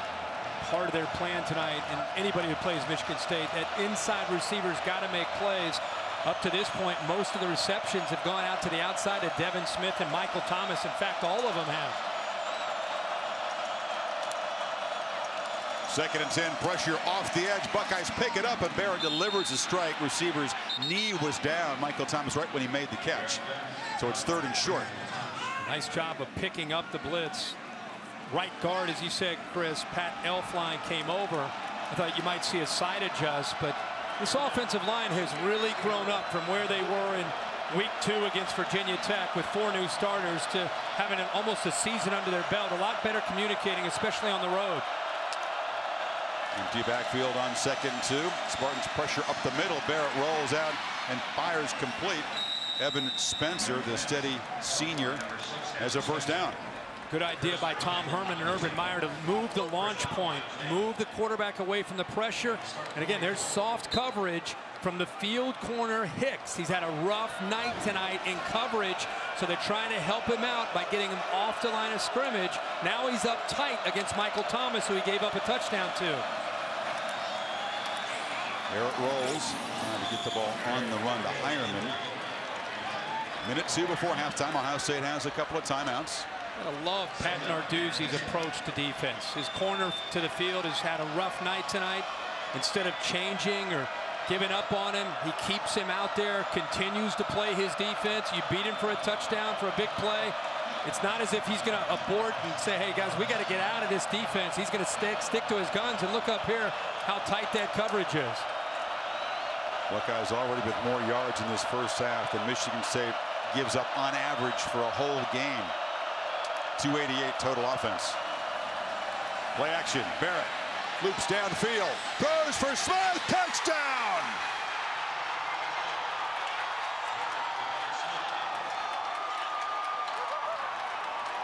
J.T. Barrett with beautiful touch on deep balls tonight.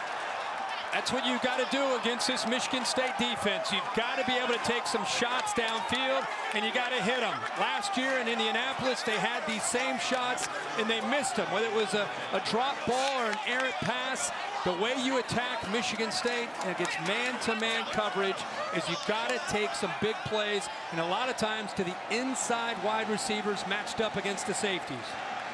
Some of these Spartan defenders said this week they think Barrett tougher to defend than Braxton Miller. That might raise some eyebrows to the Buckeye fans, but these are some pretty throws tonight from number 16. Buckeyes in front. Here's the matchup right here with R.J. Williamson against, again, a fast wide receiver in Devin Smith. He's going to go right by him. The safety will not have time to get over there. And it's a great throw by J.T. Barrett because of the way he uses his eyes to freeze this safety right in the middle. And now he has enough room there for Devin Smith, and the ball's got to be thrown on a line. You can't put it up in the air to give Drummond time to come over. He puts it on a line where Devin Smith, perfect timing with the speed. And again, he's probably the fastest receiver on the Ohio State roster, matched up against R.J. Williamson, who's a safety in coverage. It's by design by Tom Herman and Urban Meyer to get that matchup, and that time they were able to capitalize. What a first half for Smith. Targeted 7 times. He's caught 6 of them for 129 yards. Barrett only has 10 completions, but average 23.2 per completion. A couple of touchdowns. That one was 44 yards. Yeah. They played from behind the whole first half. Now have their first lead. It's a short kickoff. Taken at the 8-yard line by R.J. Shelton, who's wrapped up quickly. Great tradition of receivers at the Ohio State University. That's amazing. You look at these guys, Ohio State, over the years. There's a lot more receivers on that list. My good buddy Joey Galloway I got to throw on that list, but Santonio Holmes, Devin Smith. He's going to pass Chris Carter before he's done this season. Yep. Ways to go to catch David Boston. After the play, personal foul. Michigan, number 22. Half the distance to the goal. Booing in big time for the call and the fact that he said Michigan. Yeah. They won't like that here. No, you don't want to say that. So with 51 seconds before halftime, D'Antonio, he's got the scowl back on the face. Likely to be conservative. They'll get the ball to begin the second half, but boy, some lightning strikes by Barrett to Smith, and Ohio State in front now. J.T. Barrett, we asked Tom Herman, what would you say now that he's about 9 games into his freshman year? What's his strength?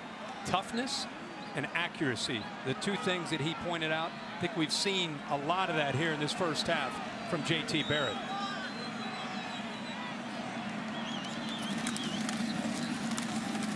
Langford spins ahead. These fans just not used to seeing this, and Pat Narduzzi in the booth watches his guys give up 332 first half yards to Ohio State. Again, they're only allowing for a whole game 279 coming in. They have not faced an offense other than Marcus Mariota, who had an ability to attack them vertically downfield. Ohio State with J.T. Barrett and this group of wide receivers, that was their plan, and that's what they've done so far in this first half. Timeout. Of course, they have that narrow head-to-head win over TCU. Langford breaks free, has a first down out to the 28-yard line with 41 seconds to go. See if the Spartans spend the timeout, try to take a deep shot here. Brought up an interesting point, which will be a big topic over the weekend and into Tuesday night. People forget that Baylor beat TCU in a shootout. Was it 61-58? Yeah, 21 points down in the fourth quarter. They came back. And all the focus is on TCU, but as the Bear just whispers in my ear, the non-conference scheduling that Baylor has opted for could come back to backfire on them. Langford breaks free, out near a first down with 15 seconds in. See if Michigan State does spend a timeout. Not a great deal of urgency here, trailing for the first time tonight. And I think the committee's been sitting there waiting to see Ohio State playing another game since the Virginia Tech game week 2. They haven't had an opportunity to really show their talents. Cook flushed out, fires, diving attempt, but it's incomplete at the 40-yard line with 8 seconds to go. Price could not quite come up with it. You know, really, for both of these teams, they've been sitting back and waiting for November 8th to go up against a quality opponent to be able to state their case. Winner comes out of this game in a very unique position and a pretty good argument by the time it's all said and done. Perhaps still needing some help, but again, help is arriving every week. You have 3 Ohio State players on the goal line. That's what I call a 3-deep zone. Yeah, they are all the way back there. Let's see if Connor Cook, who's got a tremendously strong arm, tries for a Hail Mary. Lots of crazy things have happened in the north end zone of this stadium. They celebrate them on the wall of the, recruiting center here. Ohio State's 3 defenders have moved up to the 25-yard line, no longer waiting at the goal line. As Cook steps up, delivers, throws it into an open area with 2 seconds to go. Cook went down after he threw the ball. Ohio State actually got some pressure. Just rushing 3 that time.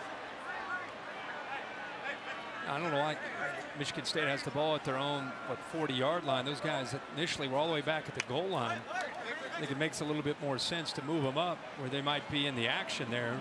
About 20-25 yards now. Michigan State just shuts it down. So a very exciting first half. 7 combined touchdowns. Ohio State with the yardage edge of almost 100, 332 total offense, averaging almost 10 yards a play. Spartans 7 penalties, including a costly one that nullified a Langford touchdown run. Ohio State surviving 2 fumbles on returns. Kyle Clinton debuted away to begin the third quarter. A tight formation for that coverage team, trying to contain Shelton, who takes it at the goal line and crosses to the 23. A Pacific Life game summary: 101 passing yards for the Spartans offense, but Ohio State grinding out 332. Again, that's more than Michigan State typically gives up in an entire game. And they knew coming in they would have to try to hit some home runs with their passing game. And as we said, coming back here in the second half, Barrett's had time to throw, and they've been able to exploit that coverage one-on-one. And how about the speed? Michael Thomas and Devin Smith, really the 2 receivers that had the big first half. And let's go back to Cook. It's about Langford and about balance and trying to slow down the Ohio State defensive line. Langford takes it. He wore down Ohio State's defense in the second half of that Big Ten championship game at 106 yards after halftime. Heather? Chris, Urban Meyer is very proud of his freshman quarterback, J.T. Barrett, especially in this environment, saying our O-line has done a great job giving him time and protecting him to make smart throws. He said, but we've got to be careful. We expect Michigan State is going to, quote, blitz our tails off in the second half. And a quick note, guys, Michigan State's Tony Lippett, I talked to their head athletic trainer, Sally Noble. He is good to go in the second half. Well, he on cue makes a catch. Muscles out to the 40-yard line. They hope he's good to go and much more productive than he was in the first 30. Yeah, Grant again isolated one-on-one with him. Keep in mind, Lippett is 6'3", about 190 pounds. That time Grant just lost his footing. Good job coming back to the ball and keeping his footing by Tony Lippett. He is going to become a big factor in this game. Whether he makes receptions or not, Michigan State, to do what they need to do, will be going to him quite a bit here in this second half. Excellent chemistry with Cook, built over some long, hot days in the summer, throwing and catching again and again.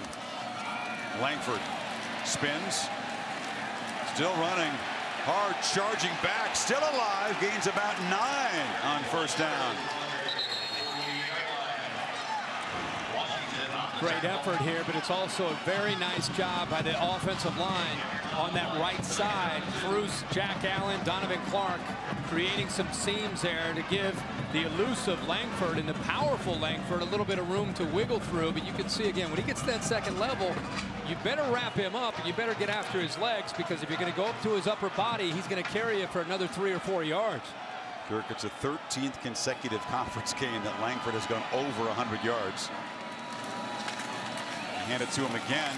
Hit in the backfield. Ball comes out. Scramble for it. And Michigan State dodges a bullet. Allen fell on it, the center, preventing a turnover. Joshua Perry knocked it out of the running back's hands. Yeah, I think Ohio State, one of their defenders, it might have been Tyvis Powell, tried to pick it up and scoop and score instead of just jumping on the football. It's out. 23 comes in here late and tries to scoop and score instead of just pouncing on it. Left the ball on the ground, and the big center saw the ball, looked up, and just secured it. But Tyvis Powell had a chance to jump on top of it right there. It was Washington who forced the fumble. One on the recovery.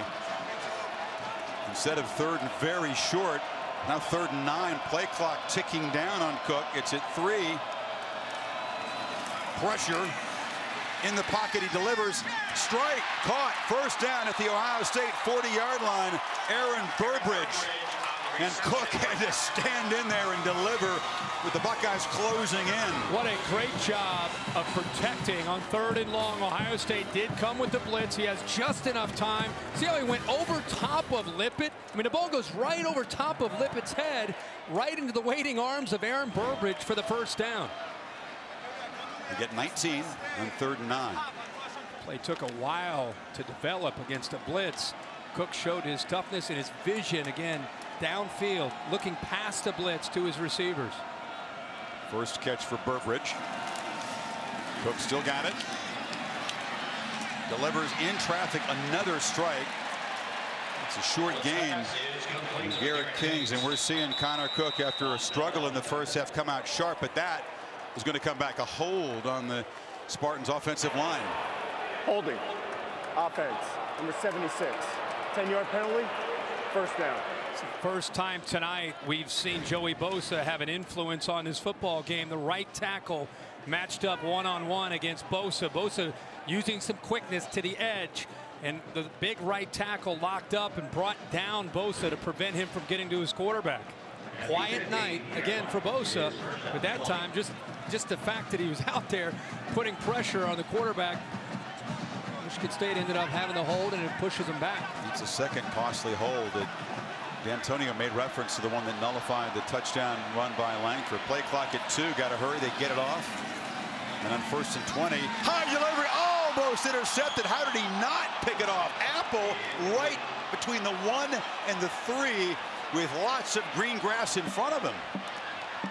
I don't know. Other than Luke Fickell tells us he likes to recruit guys who play baseball because they can catch. I don't know what Eli Apple is thinking. I don't know if he's thinking about going to score a touchdown. Sure he was. I mean, you got to make the play before you take off and run with it. But right, as you said, Chris, that hit him right between the 1 and the 3. Kirk, we're beginning to see Bosa make an impact. He was off the edge pressuring Cook that time. 2nd and 20. Over the middle, caught. Trying to make a play is Burbridge at inside the 40. So Burbridge has gotten involved as well as Lippett here early in the 3rd quarter. It's still going to be 3rd and 8. That time they actually dropped Joey Bosa in coverage.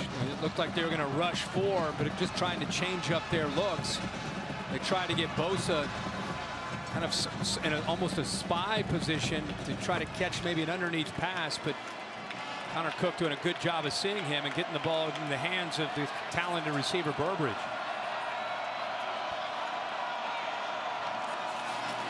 Third and 8. Buckeyes rush 4. Cook has time, delivers a strike. First down. McGarrett Kings, and we're seeing a different Connor Cook here in the 3rd quarter. Well, he's a little bit more assertive, and he's getting rid of the football. Michigan State does a good job of going after the middle of the Ohio State defense. They had a linebacker, McMillan, who blitzed, and there was nobody left in the middle. Good throw. Langford here. No gain. Let's face it, he got very lucky, Cook did, with Apple dropping that easy interception, but you are seeing a more assertive quarterback here so far in the first 5 minutes of the 2nd half. I also think that, you know, a lot of times when you get up to the line of scrimmage and you get a quarterback who's maybe had not quite the first half he's used to having, used to making a few more plays, they have a little bit more urgency to getting in and out of the huddle and getting up to the line of scrimmage, going on a fast count. That sometimes can help the rhythm of a quarterback to try to get him back into that flow, find that zone again. Lippett to the bottom of the screen, the left of Cook, empty backfield. Now they motion Shelton in and give it to him. Heavy traffic, drives for about 3. It'll be 3rd and long again. McMillan on the tackle. A heck of a battle, kind of a game within the game. Is that Michigan State experienced offensive line, big and physical, led by Jack Conklin, the sophomore left tackle, going up against this Ohio State front. Not just the defensive line, Washington, Bennett, Miller, and Bosa, but even the linebackers involved. Darren Lee, Curtis Grant, Raekwon McMillan, Josh Perry. It's been a physical night in the trenches on this side of the ball. Just made a 3rd and 9. Needs 7 yards this time. Cook in the pocket, delivers. Incomplete. Excellent timing there. Duran Grant got there, broke up his good buddy Cook's pass. It's 4th down. And instead of playing man, which they have played quite a bit tonight, remember we talked about Grant following Lippett and playing a lot of man-to-man. This time is a change-up. Chris Ash goes, along with Luke Fickell, goes with a zone, and it puts Grant in a position to be able to make the play. Earlier, Michael Geiger from this same position, the left hash, missed one, and Mike Black, our spotter here, former Boise State kicker, points out this has been a trouble spot. He's missed 4 times on field goals from the left hash in recent games. That time makes the correction and makes the field goal. Barrett will get the ball for the first time in the second half now.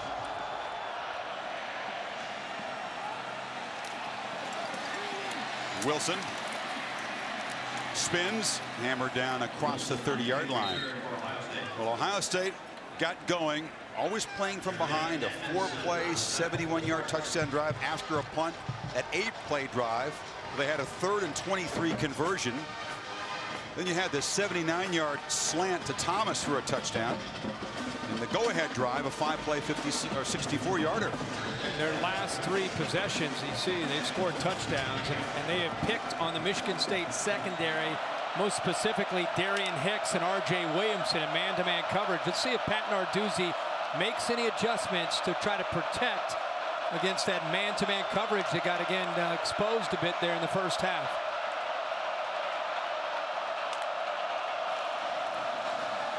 Barrett still got it, fires far side, a dangerous throw, trying to get the ball to Marshall, but the senior safety Curtis Drummond was there. And Curtis Drummond is their better covering safety. They went after Williamson, the other safety, quite a bit in that first half, but boy, Curtis Drummond is a great player, a senior, another Ohio player playing for Mark D'Antonio in East Lansing. The ball was behind, and Drummond got a great jump on it, got a hand on that, knocked it away. One of 5 all Big Ten Spartans last year in that defense.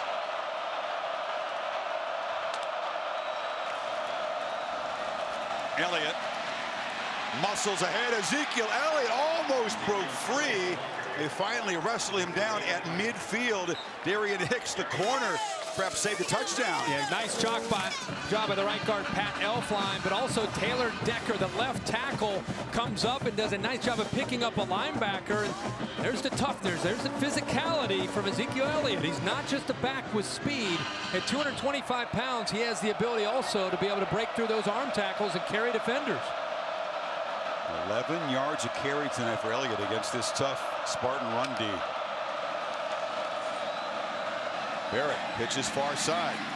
Pitch made by Hireman, the tight end, his first.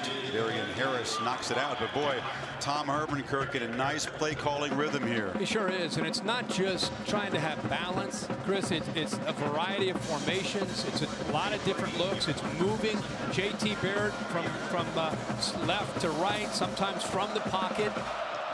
I think anytime you're going after a Michigan State defense, you have to have an ability to be versatile with the run and the pass and different looks. Right now they have trips, 3 receivers into the short side, into the boundary up at the top, a look they haven't shown all night.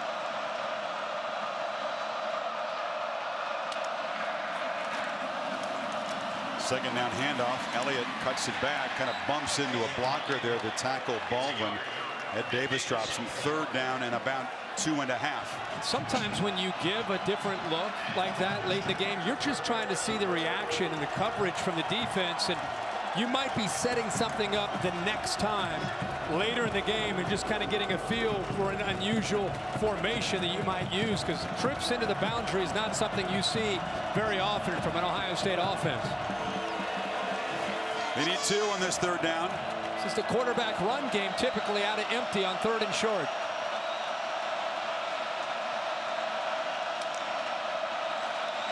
Spartans ready for it, but Barrett cuts it back and makes the 1st down. So difficult to stop, even when the entire stadium knows what's coming. You know what's coming. Does a nice job of following the block there, the tight end. Hireman, but just really the vision there, the natural running instincts of J.T. Barrett. Remember, he ran a very similar offense in high school down in Texas. Tore an ACL in his 4th game as a senior. Redshirted all of last year, was expecting to be a backup this year to Braxton Miller, and Braxton Miller gets hurt with 11 days until their opening game. He hadn't played in 2 years for the most part, is just getting better almost with every single rep that he takes.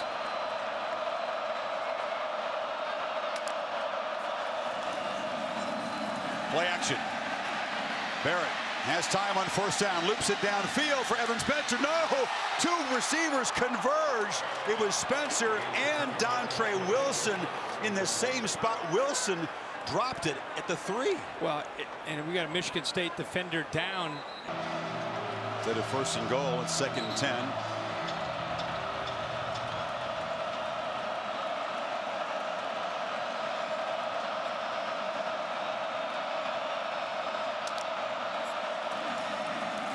Barrett drops back, takes off, gets a nice block from Elliott, dives down 3 yards short of the first down. 3rd and short. Tom Herman told us Zeke Elliott 15. What do you like about Zeke Elliott? He said he's the most physical back I've ever been involved with without his hands on the ball. Whether it's picking up a blitz pickup, blocking for a quarterback like that on the quarterback draw. He's a physical runner, but he's even more impressed with what he can do when he doesn't have his hands on the football and how unselfish he is with the way he blocks. Yeah, broke his wrist in camp, played right through that. He's now in the slot to the left of Barrett on 3rd down. J.T. steps up, delivers near side, and coming back for the ball this time, collecting it is Wilson. First down at the 16. You had 2 Michigan State defenders get caught up with another receiver, Corey Smith. See him how they both stayed up towards the front of coverage. And J.T. Barrett waited to the last second for Dontre Wilson to break free from the coverage.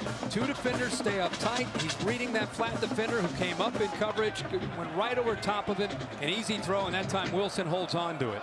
He's finally on the board with his first catch. That was a tougher one than he had down at the 2-yard line a minute ago. So Wilson's going to take the direct snap. They've used 2 different players in the Wildcat formation. It's a reverse. Smith's going to throw it. Now Evan Spencer pulls it down. Was looking in the end zone for another receiver, but turns it into a positive play. Going back to what you said about Tom Herman really dialing it up, and I think they knew coming in that they're going to have to unload the playbook. A lot of different looks. We've seen Jaylen Marshall. Now you see Dontre Wilson in the Wildcat trying to potentially throw the ball off of reverse there with Wilson at the quarterback spot. Barrett back at quarterback now.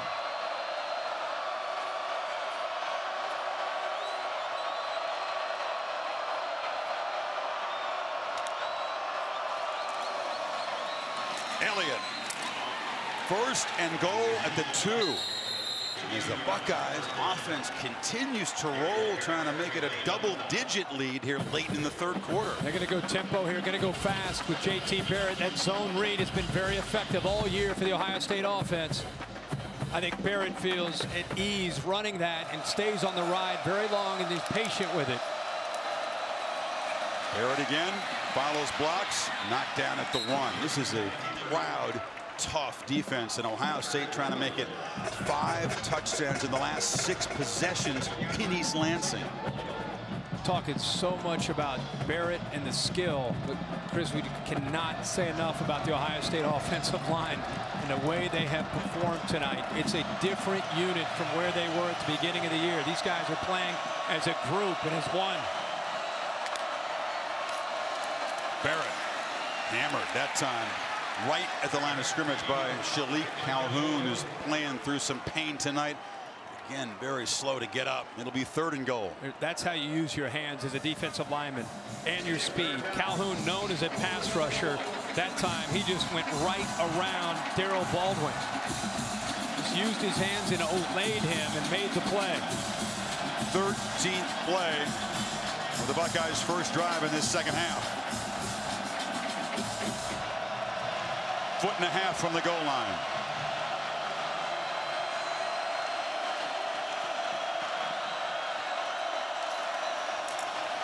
Elliott. And Ohio State stretches the lead, and a shrug, Bosa style, from the running back. Nothing to shrug about. Just marvel at this offensive performance by Ohio State so far. No doubt about it. Ezekiel Elliott almost averaging 9 yards a carry.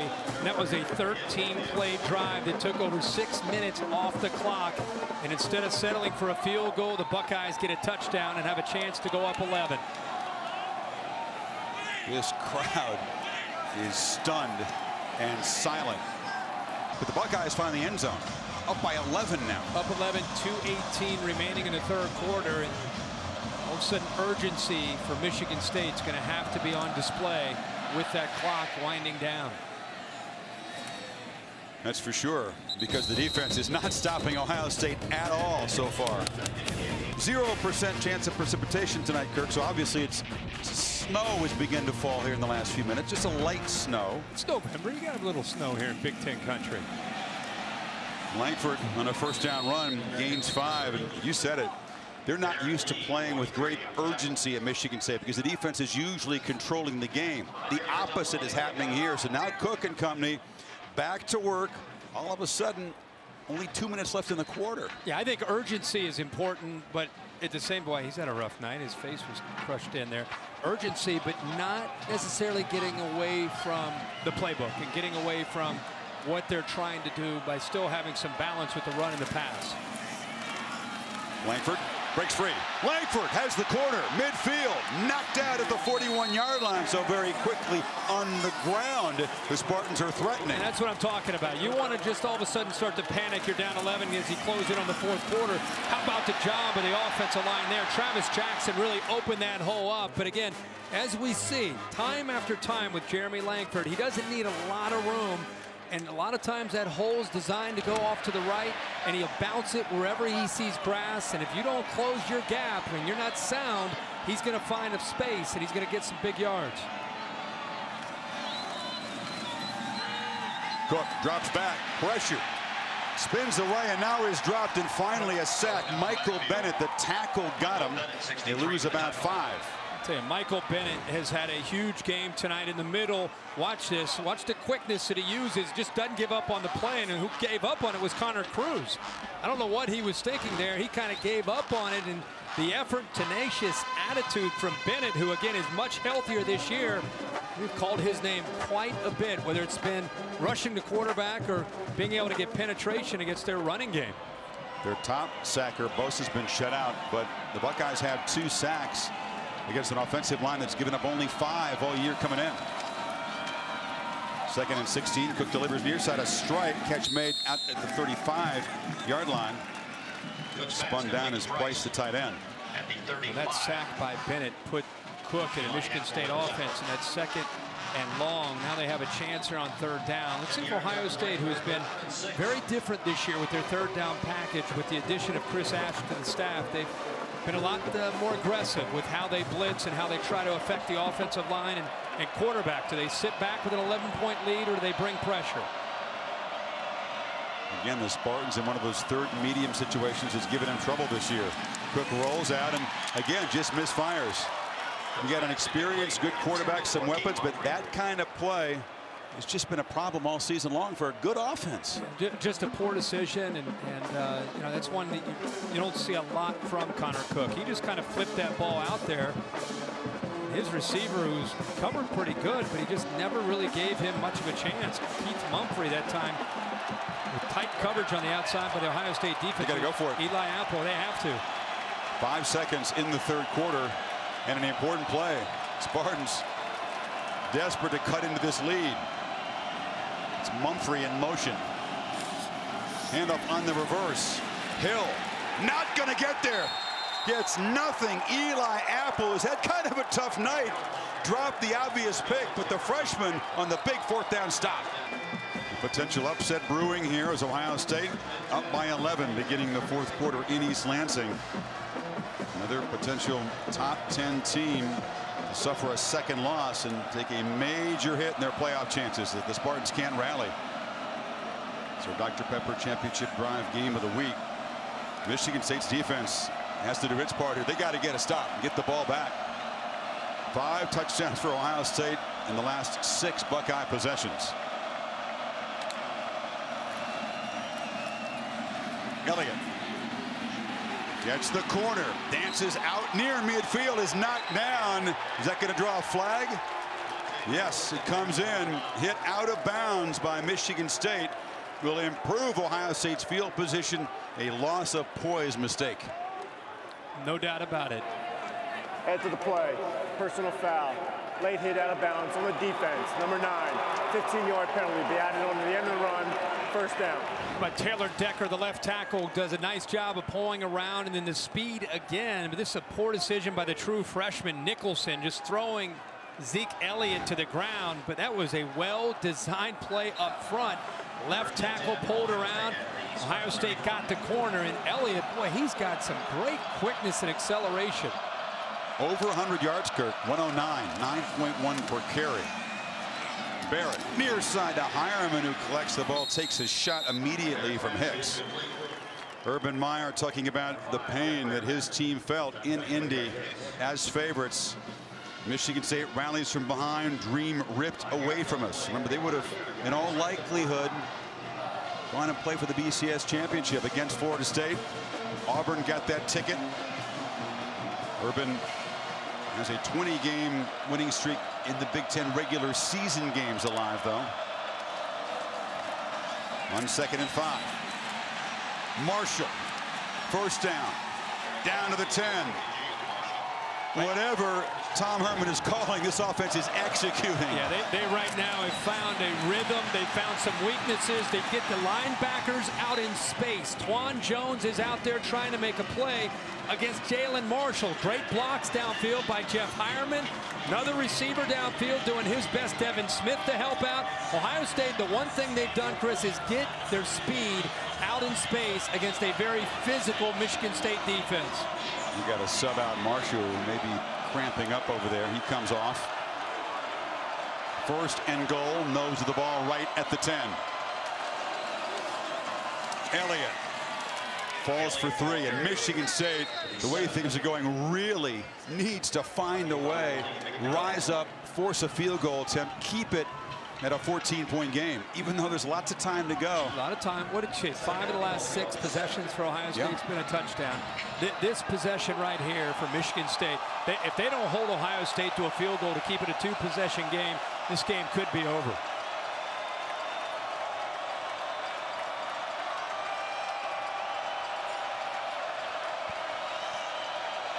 Barrett making a check. Hands it off. Elliott hammered right away. It'll be 3rd and goal. Taiwan Jones stopped him. Michigan State knows exactly what you and I are talking about. They have that same sense, and Urban Meyer's not in any hurry at all, working that play clock as much as he can with Barrett. Really, really impressed, not just with J.T. Barrett's numbers tonight, but his poise for a freshman. And the way his season has gone, he has made countless good decisions for his team and played with tremendous poise throughout the game. Ezekiel Elliott, the running back, split out way to the left, was uncovered momentarily. Now the Spartans have a man on him. Barrett rolls, delivers, far side, high throw, touchdown! Dontre Wilson. He has had a rough night, but it's turning around for him. And Ohio State stretches the lead. What placement by the quarterback. We just talked about his decision making.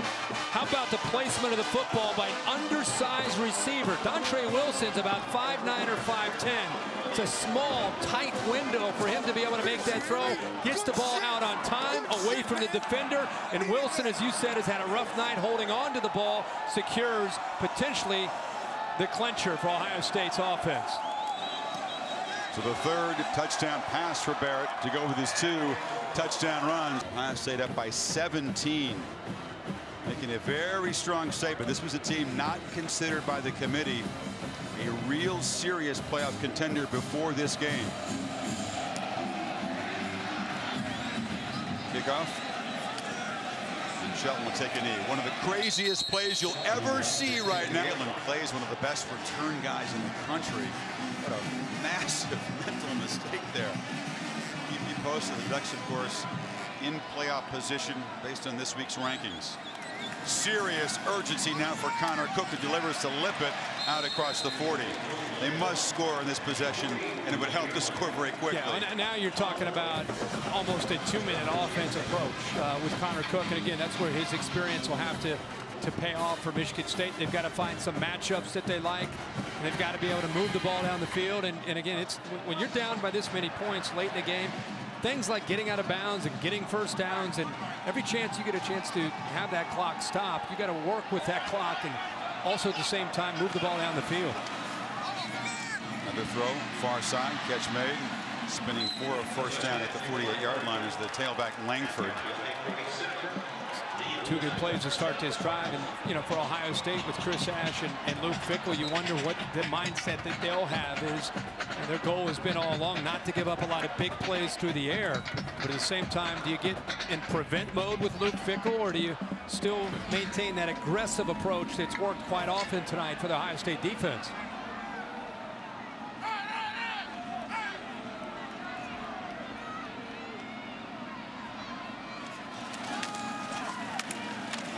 Cook fires, far side. Patient completion here in Burbage. Ohio State led 21-14, so it's been a 28-3 run for Ohio State. You combine that with the fact that Auburn lost for the second time, Notre Dame lost for a second time, ASU and Baylor making big statements. Bama and LSU locked at 10 late in the fourth quarter there. Big statement for TCU as K-State drops out. And how far up will Ohio State zoom if they can hold this lead here? That's what Buckeye fans want to know. The completion, Lippett tiptoes out short of the marker at the 38. It'll be third, about a yard. Well, if you're sitting in that room with the committee and you're listening to people talk about each team, and you get to Ohio State, you look at the resume. Okay, they're undefeated in the Big Ten. They lost to Virginia Tech, who's 1-4 in conference play. How many wins do they have against the top 40? None. Their best win was against Maryland. Now it becomes a different story. Now the committee gets together on Tuesday and they talk about this. If Ohio State holds on to win, now you're talking about going into a top 10 type of team in their stadium. Very, very impressive if they're able to hold on here. Power formation for Langford on 3rd and 1, picks up the first down. Michigan State again 8th. Ohio State will make a case that if we come in here and dominate the Spartans, why shouldn't we be at least that high? They're never going to win the argument on the loss. The quality of the loss is ugly. No contender's going to have a loss like Virginia Tech. No, but you know, you have Arizona State out there that's going to become a trendy team. Where they give up 62 to UCLA. True. Hail Mary to beat USC. They beat Notre Dame today convincingly, but it's the entire body of work. And look what Ohio State's done against inferior opponents. They've blown them out. Cook throws it back far side. Catch made by Price, the tight end.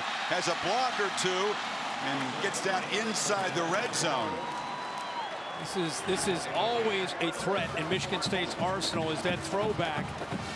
They run this very, very often. Price, again, he scored the go-ahead and eventually game-winning touchdown last year against Ohio State in Indianapolis on a delay play down inside that 20-yard line. So that's a lot of times where he makes most of his opportunities. Spartans doing what they have to do to keep their hopes alive here. 2.5 minutes so far. They've marched at 59 yards. On first down, Cook fires to the end zone, has a man wide open, and Price collects the touchdown after setting it up. So Michigan State still alive. Absolutely. And you know, one of the things Ohio State did here is they brought pressure. They get inside the 20-yard line. Ohio State brought the linebackers, picked up perfectly by Jeremy Langford. And how about Price at 6'4", about 250 pounds, out up against the defensive back and gave him a little shake to the inside and back outside, and Cook put it right on the money for the touchdown. 4 catches now for Price. That was his 5th touchdown of the season.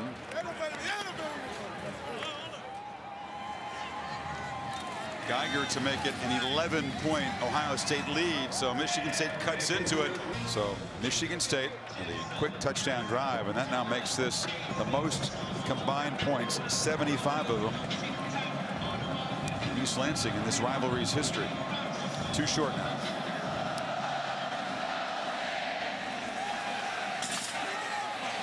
Oh boy, bringing it out. Samuel knocked down.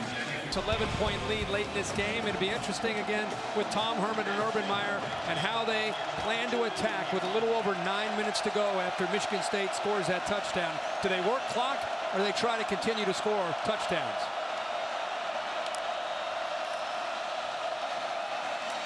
They run more zone read plays for more yards, more big gains, and more touchdowns than anybody in the Power 5 conferences. Haven't done as much of that tonight, though. Not as much. I think they've been focused more on some runs built in for Zeke Elliott. He has 112 yards on the night. They've gotten him out on the outside on the perimeter against this Michigan State defense. And, of course, Barrett throwing the football. Question for Tom Herman, how cautious will you be now, Kirk, as you mentioned?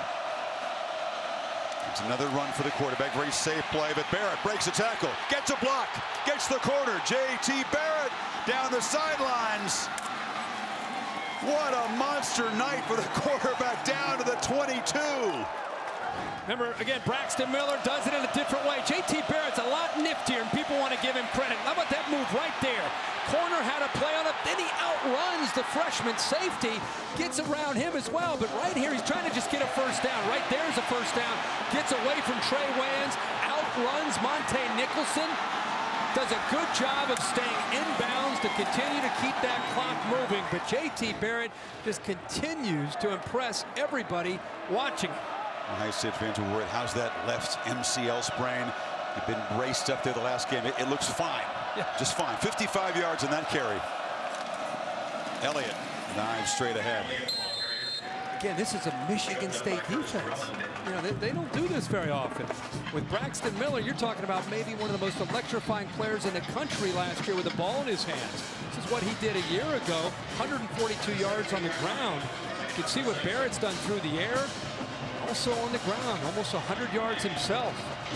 In that game against a more veteran Michigan State defense, to be fair, Ohio State was 1 of 10 on 3rd down, 0-2 on 4th down. Much more efficient tonight with Barrett's skill set. And 2nd and 6. Elliott cuts it back. Zeke Elliott zipping to the end zone.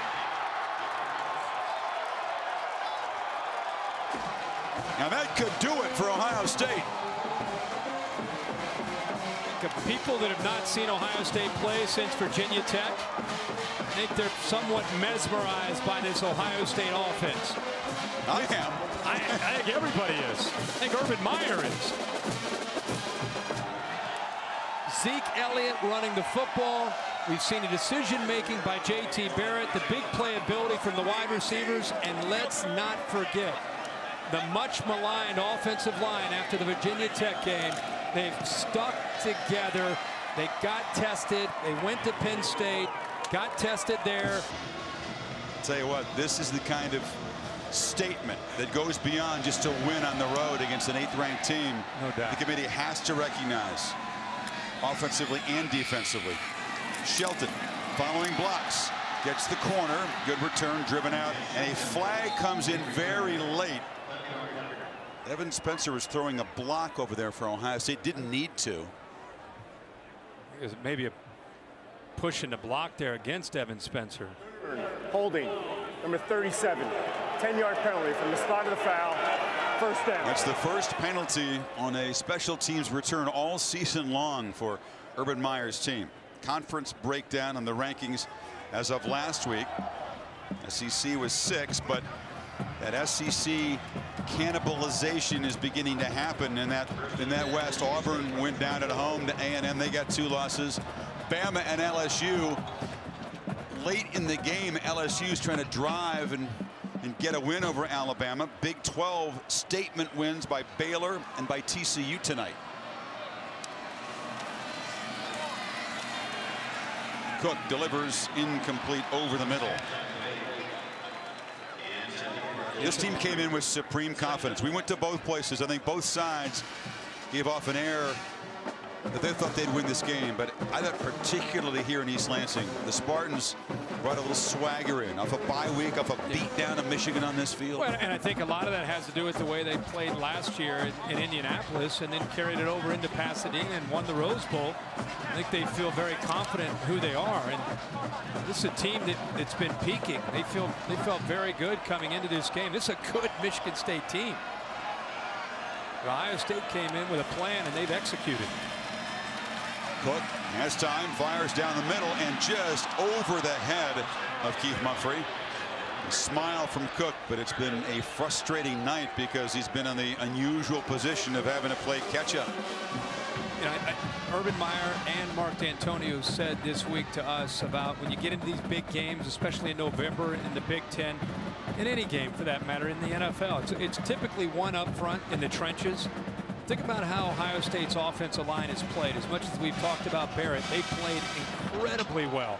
Also, Ohio State's defensive line with Bennett, Washington, Bosa, even Steve Miller, they've held up their end of the bargain as well. 3rd and 10, they bring 4. Cook fires over the middle, complete at the 42-yard line. They'll move the chains. Kings made the catch.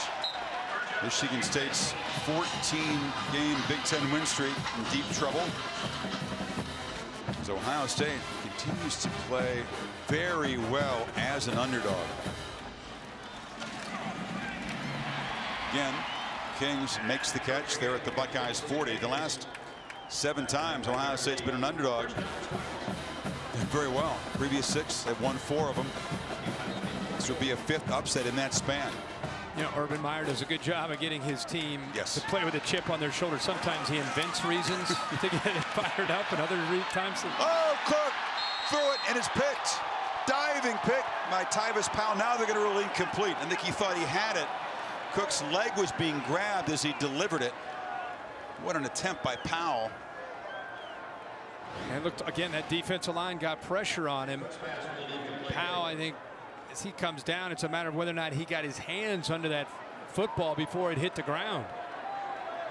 I thought he had it, and the ball did appear to hit the ground. His hands were kind of on the side of the ball. It was an incomplete pass. The previous play is on the further review. Again, the ruling incomplete, so I'm not sure there's emphatic evidence to overturn that. But these Ohio State DBs have had one heck of a night. They have great hands. Apple did drop a sure pick early. This would have been a circus pick for Powell. Yeah, but you're right about the pressure. Bennett and Washington both got in there. That would have been a heck of an effort, but Cook had to get rid of the football because of that defensive line applying the pressure again. You look at Connor Cook, and he's put up some numbers at this point. He's actually 276, but it doesn't feel like that typical Connor Cook night. When you look at Tony Lippett, who has 4 catches for 48 yards, they've targeted him 9 times and he only has 4 catches. SASCAR rules expert Dave Katai is watching the replay that Steve Newman is looking at next door. Dave, what do you see? Enough to overturn this, or do you think it'll stand? I think it's going to stand as an incomplete pass. The bottom of the ball hits the ground. You can see the ball move a little. There certainly, in my opinion, isn't enough evidence to reverse it to an interception. I think it's going to stand at the very least. You watch these Ohio State DBs. You look at tape and you see guys who have great ball skills. They can track the ball, and when they get their hands on it, despite Apple's easy drop before, they usually make the pick. After further review, the ruling on the field stands. It's an incomplete pass. 2nd down. It's also a defense, Kirk, that has limited big plays from all opponents. I know the competition hasn't been that tough, but only 17 20-plus yard plays all season. That's an FBS low, and they've done a pretty good job limiting Michigan State tonight in that department.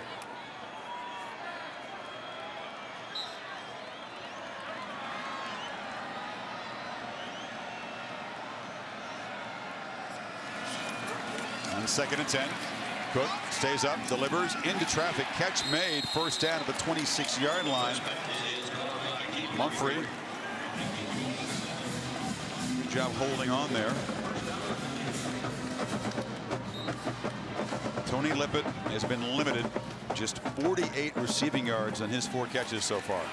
Cook steps up, flips it short, flag is down as Langford collects it. That was in the holding zone.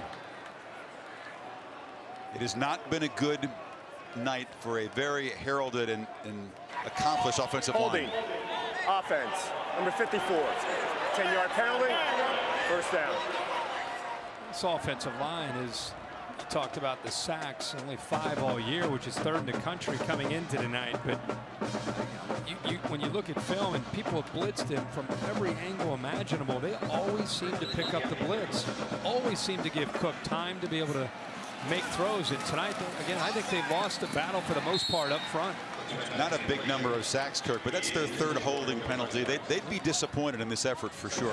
Collectively. I said earlier, the offensive line did a great job. Joey Bosa hasn't had his typical night. I mean, he came into the night having 2 sacks in the last 3 games at least. So he had like 6.5, 7 sacks in the last 3 games. Tonight, he's been pretty quiet. I think it's been more about Washington and Bennett in the middle doing most of the damage to the interior of Michigan State's offensive line. So 2nd and 20. Cook delivers far side. Catch made. Burbridge can't escape. Tackled at the 30 by Raycon McMillan. 3rd down.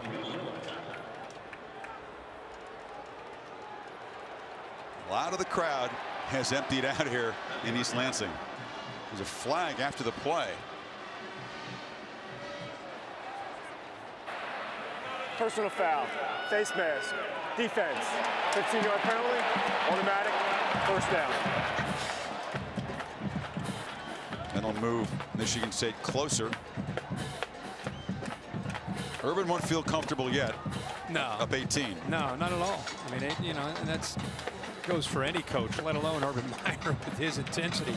Bennett's trying to get off the field. He is slow. You can see him. He took a knee. Had to get him off the field. Cook delivers. Kings retreats. Still alive. Fighting. Garrett King on his feet down near the goal line to the 1-yard line. Slippery play by the receiver. They had him trapped in the backfield. Again, he plays wide receiver, but he has the ability of a running back, and he gets out there, and like a couple Ohio State defenders thought he might have been down, and he just kept going. Langford cuts it back, barrels into the end zone. And while a bunch of Spartan fans have headed for the exits, Michigan State still fighting. PAT will cut the lead to 11. 5:20 to play. You'd think they'd have to try an onside kick here. The defense certainly hasn't stopped Ohio State. No, they haven't. Might as well give that a try. You still have 3 timeouts remaining. I think it's almost risky to kick it away. And it's still a 2-possession game. No. Down 12. Try to get it to 10 here. Let them kick the PAT to make it a 11-point game. Interesting decision. Batted down. If you just kick the point, then a touchdown, 2-point conversion and a field goal would tie it. Sitting on 12 now. Quarterback Barrett filling in at the last minute just before the season begins for Miller. He's doing something that veteran group could not do. Spartans kick it deep, no onside kick. Both getting knocked off. I mean, there was a shot, of course, with Alabama going to Death Valley. Elliott hammers ahead. How will the committee evaluate that? Mississippi State goes to Tuscaloosa next week. They got to win the Egg Bowl in Oxford. Doesn't even really matter for the division title for Mississippi State, right? That's right. Got a huge lead. 5:15 to play here in East Lansing.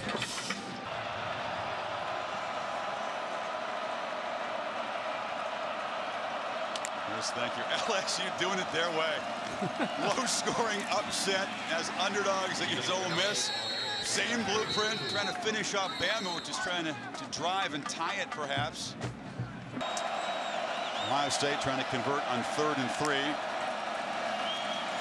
What else? Barrett straight ahead, and of course he converts.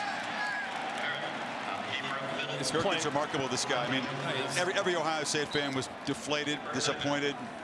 Miller goes out. You figure there goes the season, right? Hardly. This guy, I think he's the all Big Ten quarterback. Without a doubt, the way he's playing tonight. I love the look in his eyes. And for a young guy, he's got a look about him with, again, it's the numbers that are impressive, but it's the way he's doing it, the poise in which he's playing in this environment. It's almost you'd think he's a senior, just the way he plays and the way he carries himself. Every third down, he seems to have the right answer. Offensive line giving him time to be able to execute, whether it's been the run or the pass, has been a big part of his success as well. Barrett pitches it near side. Marshall gets two nice blocks on the edge and falls down at midfield. He's been lies ahead for Ohio State. Minnesota playing good football. They hammered Iowa to win Floyd at Rosedale. That's up next weekend. Home games against Indiana and, of course, team up north, as they call the maize and blue. Columbus. And if things play out, on to Indy again for the Big Ten championship game against perhaps Wisconsin or Nebraska. For Ohio State, they had tonight, and they have the game in Indianapolis to show the committee who they are and whether or not they're deserving. Elliott moves the ball tightly. Minnesota would be considered a quality win. The Gophers did go out of conference and get hammered by TCU, but they played good football in the Big Ten season. They seem to be getting better and better with Jerry Kill. Just a well-coached team. They looked good again today. But again, I think Ohio State is a team you have to look at how they've improved themselves, where they were against Navy. Think about losing 4 offensive linemen, 3 of which are now starting in the NFL as rookies.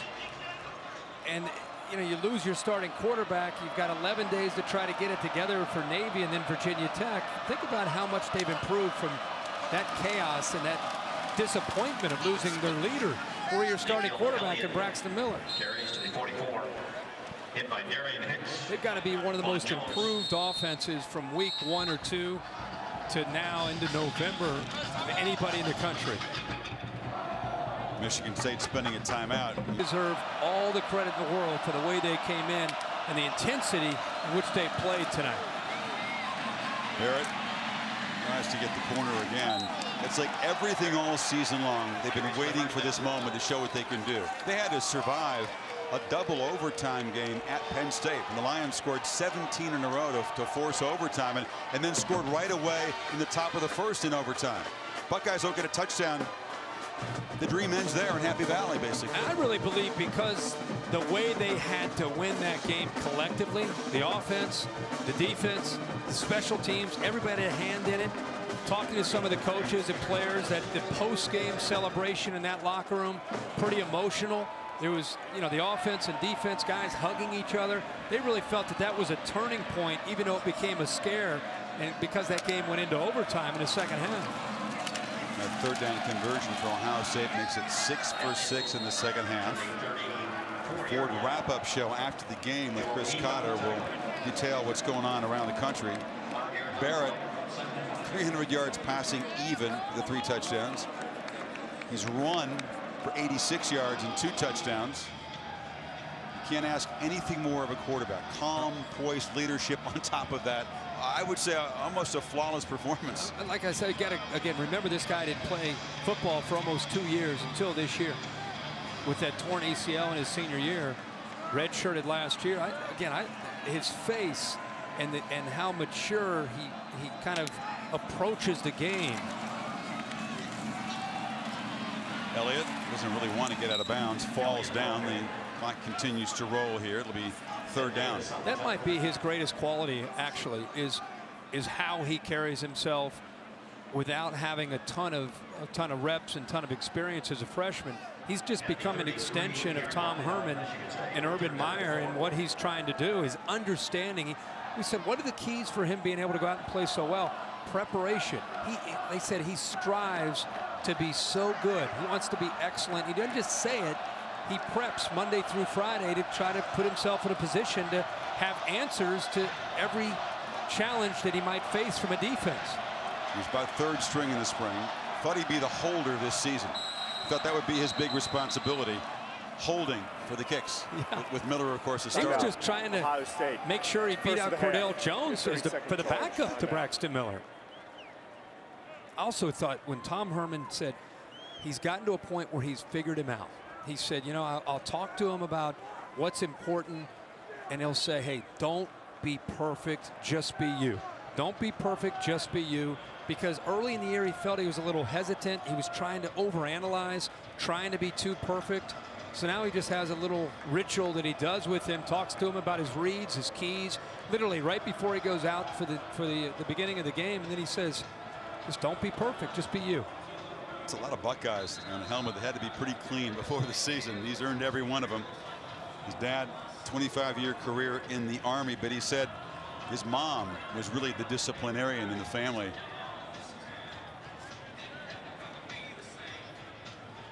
Joe, you've known him as Joe if you knew him in grade school. He said he got to high school and became J.T. And J.T. the MVP tonight, outplaying Connor Cook. As Ohio State's collective effort here makes a resounding statement of the committee. Barrett throws it downfield. That'll stop the clock. It'll be 4th down with 39 seconds to play. Alabama, by the way, we tell you this as a service to the viewer. After LSU took the lead, kicked the ball out of bounds on the kickoff, drove down, kicked a tying field goal. So they're headed for overtime there. Chris Cotter will keep you posted on all of that stuff at 39 seconds from now. And what are the odds of that with the way their kicking game has cost them in some big games the last few years? They had no timeouts. Yeah. McCarron did it a couple of years ago down there in Baton Rouge, that heroic touchdown drive. Blake Sims with no timeouts to work with gets the Tide in position to kick the tying field goal. And don't put a fork in Bama just yet. No. Meanwhile, for Michigan State, a night that began with such energy in this place ends with a mostly empty stadium. Don't look now, but Cameron Johnston is in the punt. We haven't seen him in a long, long time. I thought they let him shower. This is second effort of the night. And Urban Meyer, arms in the air and a big smile. Hey, they can't erase the pain of losing that big game in Indy. He didn't talk a lot about payback, but this is very, very satisfying. Buckeyes still unbeaten in this stadium since '99. Pretty hard to believe. Look at him. I mean, look at the emotions from Urban Meyer. He's been waiting a year for this matchup to take on Michigan State. Told you he gave me a forearm shimmy on the field before the game, about knocked me down. You could tell there was some intensity in him early for this game. Cook to Price, and they pitch it off. Biggs pitches it off again, and Langford finally ends up with it after all that. He makes the 26-yard line. Michigan State will point to a holding penalty that nullified a Langford touchdown run that would have put them at 14 points at that time in the second quarter.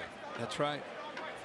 Yeah, really, we talked at a break. Michigan State self-scouted and felt that they needed to break some tendencies and some uncharacteristic mistakes from the Spartans today for sure. Not just the penalties, but just some of the decisions we saw from them, just not what we've typically seen. And that's partly Michigan State and a lot to do with the team that they play. The Ohio State front, the defense, the secondary. Darian Grant locked up with Tony Lippett. Ohio State defense, even though they gave up 37 points, they did a very nice job in some key moments in this game of defending Connor Cook. Ezekiel Elliott, you saw the hug with Meyer there. 154 yards for the tailback and 2 touchdowns. Cook delivers. It's across the 40 for a first down. Where do the Spartans go from here? They had that loss in Eugene, had been perfect in the Big Ten. It isn't over, but the Ohio State would have to lose a couple of games. Right, right. Final play. Lippett, very, very quiet evening, just shoved out of bounds. Meyer gets the bath. He won't mind that in a chilly night. What a stud J.T. Barrett was.